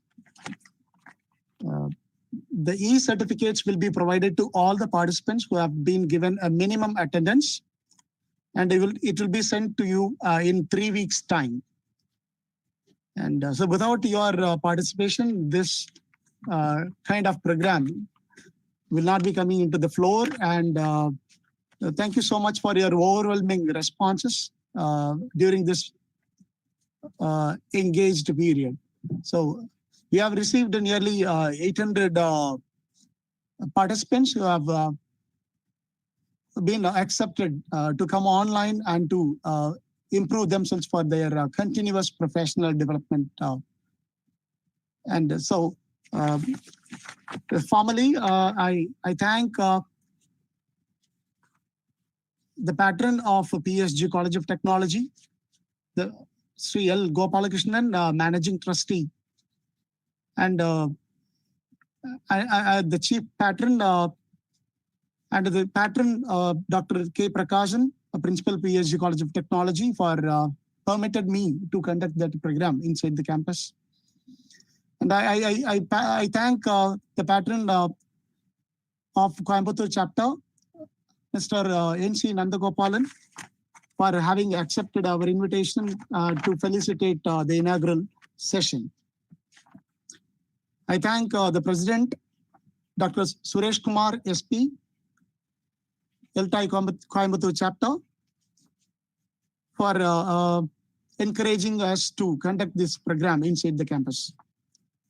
And I thank the convener, Dr. S.C. Murugavel, Associate Professor and Head of the Department of Applied Science, Dr. G. Menaka, Associate Professor and Head of the Department of English, for having taken up the right steps to conduct this program. And I thank all the resource persons, Ms. Uma K. Raman, Regional Team Leader, Cambridge Assessment English, Dr. Leena Mukhopadhyay, Associate Professor English and Foreign Languages University, Hyderabad, Dr. Darshana Samaravira, Deputy Director General, National Institute of Education, Sri Lanka, Dr. Pushpalata, Associate Professor, Department of English and Communication Studies, BITS Pilani, Rajasthan, Dr. Roy Anderson, Principal, Kingston College, Lahore, and Dr. Marina Kudrytskaya, Associate Professor, Kostanay State Pedagogical Institute, Kostanay, Kazakhstan, for having accepted our invitation to be the resource persons for these 3 days of International Faculty Development Program on assessment literacy, challenges, and innovations. And of course, participants, without you, this program will not be a real success. And I thank the participants who have come from different parts of the country, Philippines, Peru, Cairo, Brazil, and Nepal, and from my own country, India, from different states. They have represented different ELTAI chapters also, and I'm very much thankful to them. Without them, okay, this program could not have reached in an international level.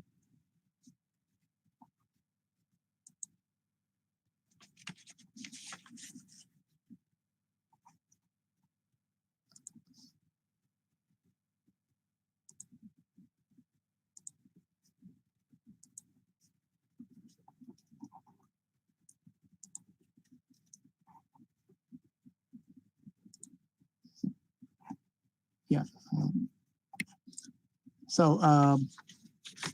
And then finally, I do thank my supporters, especially that all the technical arrangements have been made by Mr. Armugam and Mr. Prakash and Mr. Manikandan, and the network maintenance cell, Mr.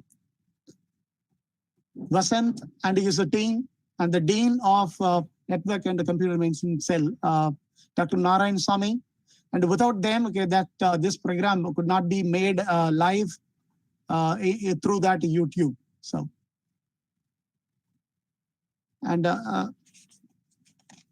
further, okay, I thank all my colleagues who had come forward to take up the session to introduce the chief guest and to moderate. I profoundly thank Dr. R. Kalpana, Organizing Secretary, Dr. Suganti S. Kumar, Dr. J. Prabhavati, Dr. R. Sendil Kumar, and Ms. A. Sivaranjani, and Ms. Lavanya. So without their support, this program will not be a real success, and they have backed up in different ways. And finally, we do conclude this 3 days international faculty development program webinar on assessment literacy and innovative ideas that the resource persons have shared. And probably the biggest challenge today to the faculty of English is to how to enhance or how to include all that the ideas that were all shared by all the resource people. So we hope that you might have had a very fabulous session. And of course, we do understand that there were technical glitches. We are able to sort it out to the maximum extent. And we will look into that in the future programs with more enhanced technical quality as well as quality in all the sessions as well. So thank you once again, all the participants. And I do repeat,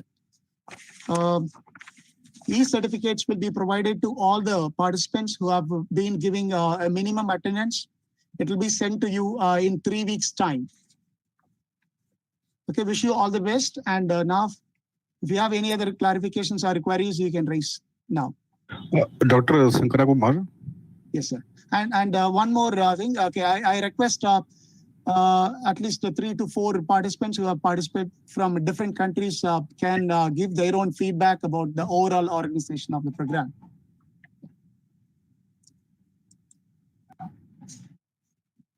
Can we get the feedback link? So feedback for this session. I'll post it right now in the chat box. Dr. Shankara Kumar. Yes, sir. So please, you can, yeah. Sir, is it possible for you to share the link of all videos on YouTube? Yes, sir. Already available in the YouTube, and then we will be making some additions. And because of some noise disturbance and all that, maybe in a week's time, it will be done, sir. Okay, thank you for giving a fabulous experience to us, and it will be helpful to enhance our knowledge. Thank you, Sankara Kumar. Thank you, sir. Thank you. Yeah. How can we get the PPTs? Ma'am, a few resource people have posted their PowerPoint presentations, and we will be forwarding it to you through that Google Classroom, and otherwise to your email ID. Okay, better mail it to our email ID itself, because some of the attachment is not attaching in Google Classroom. Yeah. Okay. Well. So okay. Well, we will do really that. Good initiative, Dr. Shankar. Yes. Really, program was very awesome, fabulous. Without your initiative, this program would have not been a great success, in my point of opinion. Okay. Hello? It's all by the teamwork, sir. Teamwork. Yeah, I know. Nothing is possible.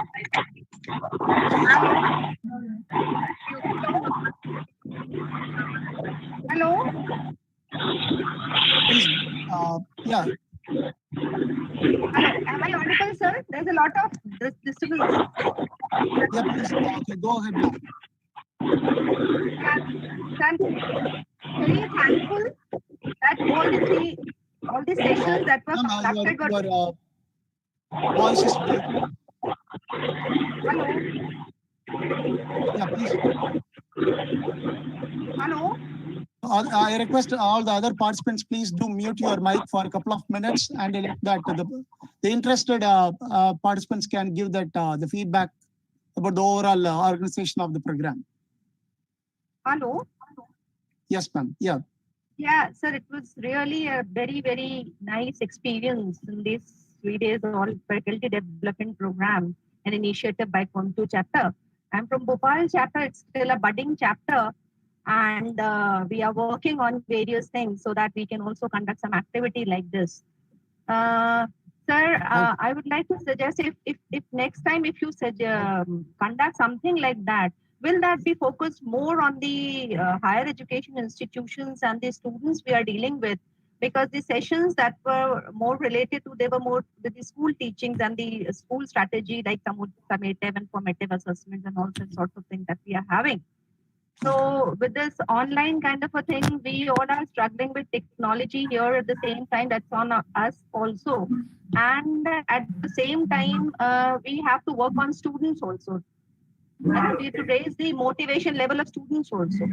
So it's my humble request if you conduct something which is based basically on the dealing with the students of higher education, how to keep them motivated and how to keep them charged. That's really a challenge, sir. Okay, And well, overall, it was we will very, plan very for well some. conducted, sir. And your technical team worked so hard all the time. I can just only imagine out how struggling you all must be with so many things at the same time and so many participants approaching you for various kinds of queries. Your endeavor was really, really highly appreciable. Thank you so much. Thank you so much. I look forward for attending more like these from your end. Still learning from you, sir. Thank you so much. Yeah. Thank you so Hello, much. Dr. Shankar Kumar. Yes, sir. Hello, Dr. Shankar Kumar. This yes, is sir. Khalil Ahmad from Sadaqatullah College, Tirunelveli, Assistant Professor of English. Yes, sir. The actual conduct of the program, it was very nice. You conducted that in a beautiful manner. All the 6 sessions, they were very informative. And of course, I would like to congratulate the PSG team for selecting the resource persons from various countries. And of course, their speeches, their insights, they are highly illuminating to all of us. And I would like to request the PSG team to conduct future programs for like this, English language teaching to rural students. Yes, sir. We will definitely do that, sir. We will definitely look into that, and we will identify. We are in the pipeline in organizing a few more programs connected to that, sir. Yeah, we will definitely do. Sure, sir. Kindly look into that. Then, sir, sir, shall I speak? Yes. Yes, sir. Please do. Yeah. So despite the technical glitches, this GoToMeeting web conferencing app seems to be good, sir. Despite some technical glitches, no, sir. The app seems to be good, but preferably you can go for some other web conferencing tools like Zoom or Google Meet, like that. Yes, sir. We are exploring different types of platforms also, sir. And this is one of the experimental part we have done it. Okay, well. Thank you so much. Thank you so much for your feedback. The last one, sir. The last suggestion, sir, please. Yes. Sir, please use certify them Google apps, sir. Certify them along with Google Forms. You can use the certify them. If you use that, that will be highly useful for the quick issue of certificates. We are trying to do that with us by creating a unique ID for everyone. Okay, then through which we are going to do. Otherwise, it is really a waste of attending an online webinar without having any certificate number. So we are working on it, sir. So I have already informed my team to do this process. Okay, then so because of that, we have received nearly 800. Participants who have turned up to the program overall. Participants. So, So definitely it takes a little bit time to consolidate the whole processes. We are working on it, and then that is one of the reasons. Then we have been discussing this to the management also. So we'll be processing it. We'll be sending across all your certificates at the earliest. Sure, sir. Thank you, sir. Thank you very much for the wonderful opportunity. Thank you, sir. Okay. See you. Well, we are very much pleased to have you on board, sir. Yeah. Thank you, sir. Thank you. Hello. Sir, Hello. good evening, sir. Yes. Sir, I'm Bhuneshwari. I'm Bhuneshwari from Saranathan College of Engineering, sir. It was an awesome experience we had for all these 3 days attending different sort of the webinars, sir. It was really helpful for us, and the way you organize everything was fantastic. And of course, we have learned like how to organize things also, and the way you handle the people, the queries, and all other things, the patience you had with them. So really, I want to appreciate everything, sir. And thanks a lot. Thanks a lot, sir. And we are expecting more and more programs like this. Thank you. Thank you, sir. Sure. We will do that. And so without my team, okay, this could not be possible, okay, then all that the appreciations will go to them. So Thank you, sir. thank you so much. Thank you so much. Sir, after feedback, Hello. can we leave, sir? Yes, if you have already, I've sent that After feedback link feedback, for can we both leave? the morning and the afternoon sessions. So if you have done it again, then yes. So please try to do that for the feedback. Books are the sheets with them in the Hello. creative manner. Hello. Hello, Yeah, please. Shankar One Kumar. minute, please. Yeah. We're having Hello, sir. Yes, sir. May Yes, sir. Yeah. Okay. Madangi, please. Okay. Could you? Hello. Yes. Dr. Hello. Shankar, this is Matangi from Chennai. Yes. Hearty congratulations, sir. Your patience is laudable, the way in which you responded to all our queries and doubts timely. Though it started with glitches, it ended on a very good note. Thank you and looking forward for many such programs. Thank you, Dr. Shankar. Thank you so much. Thank you so much, man. Thank you very much. Yes. Hello, hello, Dr. Shankar. Are you getting me? Yes, sir. Yeah, yes, sir. You are audible, sir. Yeah. Please. Thank you, sir. Thank you. And it was really a wonderful webinar. So very informative, all the sessions. And of course, I wanted some link from Dr. Marina, but I could not get in the chat box. Even I sent text message in the chat box for, the link for the rubric creation. Okay. So the session was very informative, very informative. Sir, So if you yeah, okay, Yes. fine. Sir, one more information that if you click rubystar.com, okay, that is the website, Rubystar. Sure. You can Yeah, look at that in because Google itself. setting rubrics is very important. Designing rubrics for learner assessment. Yes. It may be formative assessment or summative assessment. A teacher must learn to, create rubrics. Yes. Because So it is very important. Sir, there in that Rubystar for teachers, that's the name of the website. So if you are going to click on that, then automatically, that will take you to that already designed rubrics are available. So, yeah, design rubrics and we can edit in that. You can edit it accordingly as per your requirement. You can So edit it according to our requirement, we can edit there. Yes, sir. Yeah, that is possible. Yeah, so once again, could you please tell me the site? Rubystar for FO, not it's a number 4. Okay, Rubystar for RUBI. Yeah, yes, sir. Rubystar.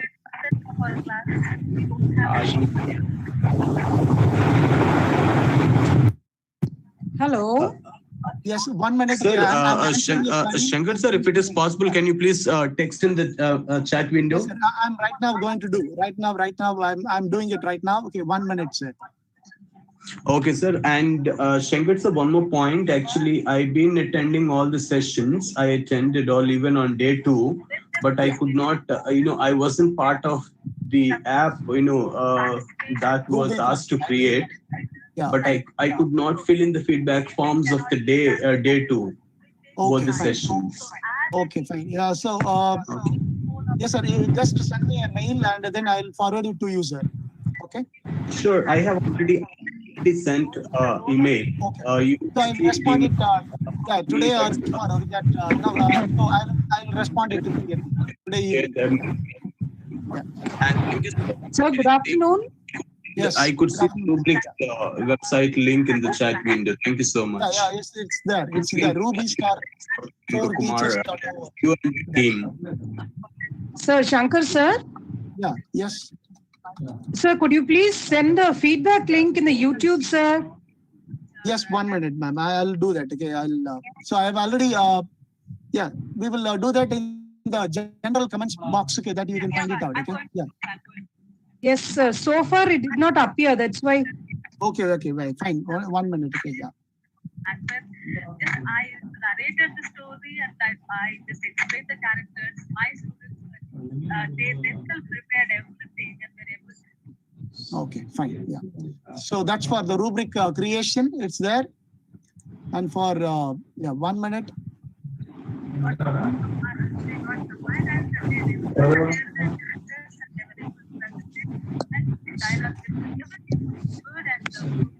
Got, sir. Got the link. Got the link. Yeah. Thank you so much. Well, thank you so much. Yeah. So I will Thank post you. that all the feedback session here. So all the 3 days feedback session is given here.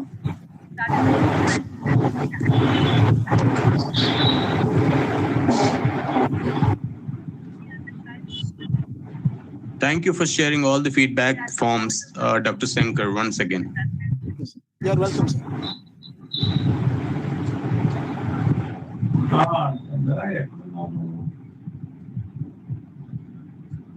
నేను రాయిస్తున్నారా డ్యూటీకి అంటే నువ్వు red zone లో ఉన్నావు కదా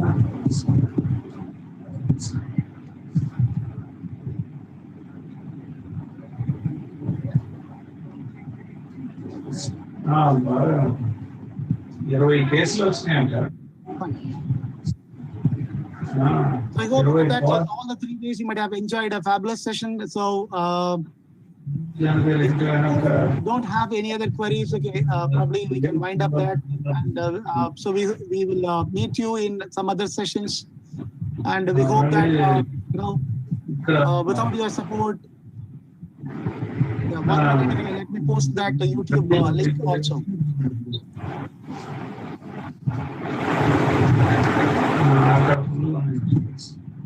Hello, good evening, sir. Yes. Sir, actually, I look for all the sessions in the YouTube, but the sessions are not available. I have typed also about that. Right now, the live streaming is going on, and then probably we'll do some edition, and after that, it will be posted as a replay videos for all that 3 days webinar. Because we'll be uploading it, don't worry. Okay, thank you, sir. Thank you. Yeah, thank you. Yeah.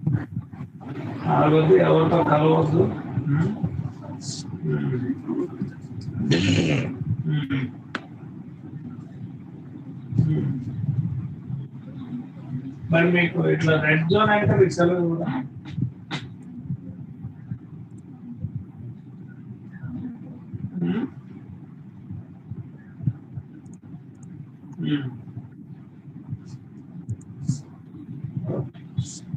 ఓహో leave apply అయిపోతుందా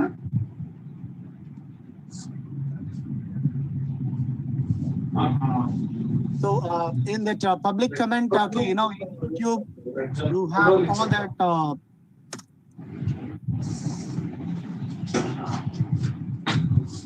You have all that feedback links, which are all posted in the public comments area also. You can inform your colleagues to that.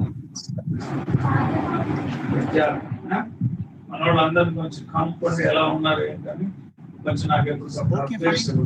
Yeah, we will come to that end of the session, and thank you so much for all your fabulous participation. And I, on behalf of PSG College of Technology and English Language Teachers Association of India, Coimbatore Chapter, thank all the participants, and thank that the national team,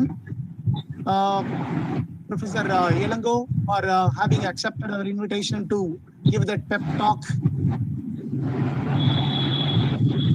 during the valediction. So, happy Sunday, and then have a fabulous working days in the future. Wish you all the best.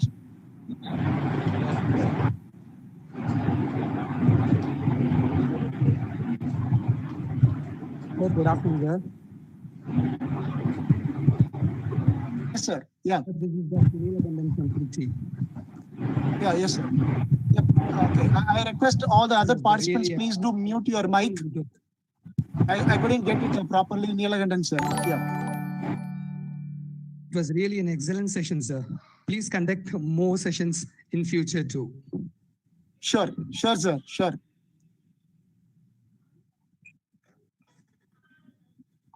Thank you.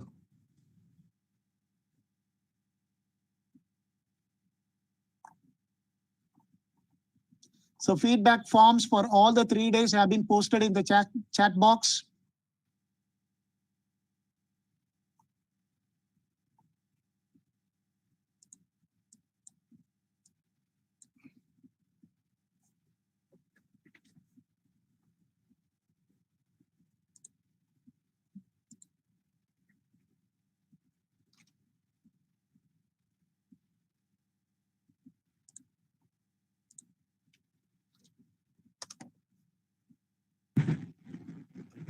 Hello, Dr. Shankar.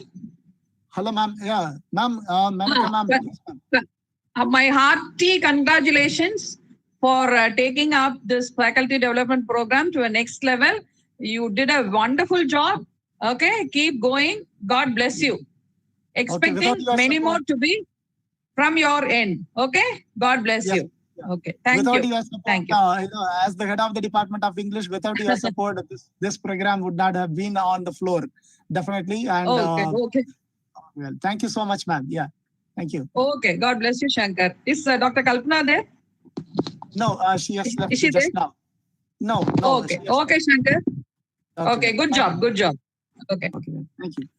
Hello, good afternoon. Yes. Yeah. Hello, sir. Good afternoon.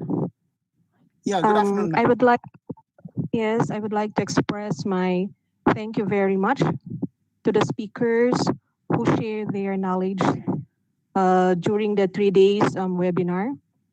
Learning from international speakers, it was wonderful experience for me. Thank you also to the organizers for job well done. Hoping to attend more from your group. Actually, I'm from Philippines. Well, fabulous, ma'am. Fabulous. Okay, thank you very much. God bless. Stay safe. We'll keep in touch. Okay, they will organize programs more. Yeah, definitely. Yeah. Thank you. Hoping to hear from you. Okay. Yes. Thank you. Sure. Thank you. Thank you so much for your wonderful participation. Yes. Good afternoon, sir. Good afternoon. Yes, please. Sir, I'm an educator. So we are located in Jaipur, and these 3 days session have been, you should say, life-changing sessions for I think all of us. We have learned lot of things, and lot of things I think we would be able to share with our colleagues as well. And looking forward to more such sessions, sir. Okay, well. So you're welcome, ma'am. Yeah, we will do more. Thank you for your patience as well. Thank you, sir. Thank you so much, ma'am. Yeah.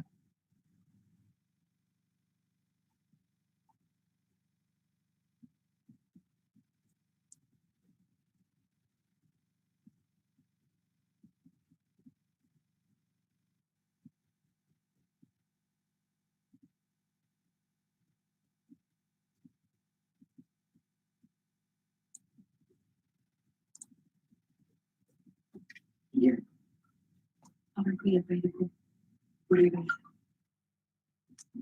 Hi, Dr. Shankar, sir. Yes. I'm from Oman. I'm so thankful to you for having posted about this webinar in the classroom. And it was very beneficial, and it was all the sessions were enlightening, even though there were some technical glitches in the beginning. All the sessions were so good, and I look forward to attend more sessions. And if I'm given a chance to do some sessions, I would really be happy to do that. Kindly keep us in mind. Yes, well, okay. I do post my mobile number. Okay, please do. I have your mobile number. I have your mobile number, and we have been in touch. Yes, well, please do send me a message. Okay, then we'll keep in touch, ma'am. Sure, Yeah, sure. definitely. Sure. Thanks a lot. We look for more collaborative work. Okay, definitely. ELTAI Coimbatore Chapter and the PSG College of Technology look for more collaborative work in future. So definitely we will include everyone. Yeah. Okay, thank you so much for your participation. If I get a chance to present somewhere in any of the platforms, I'd be really happy to do that. We will definitely talk about it, ma'am. We will definitely consider including you in one of the programs. Definitely, ma'am. Yeah. Thanks a lot. Thanks a lot, Dr. Okay. Thank you. Thank you so much. Please send a message to me. Yeah, please. Yeah. Sure. I'll keep in touch. Thank you. Yeah, please do keep in touch.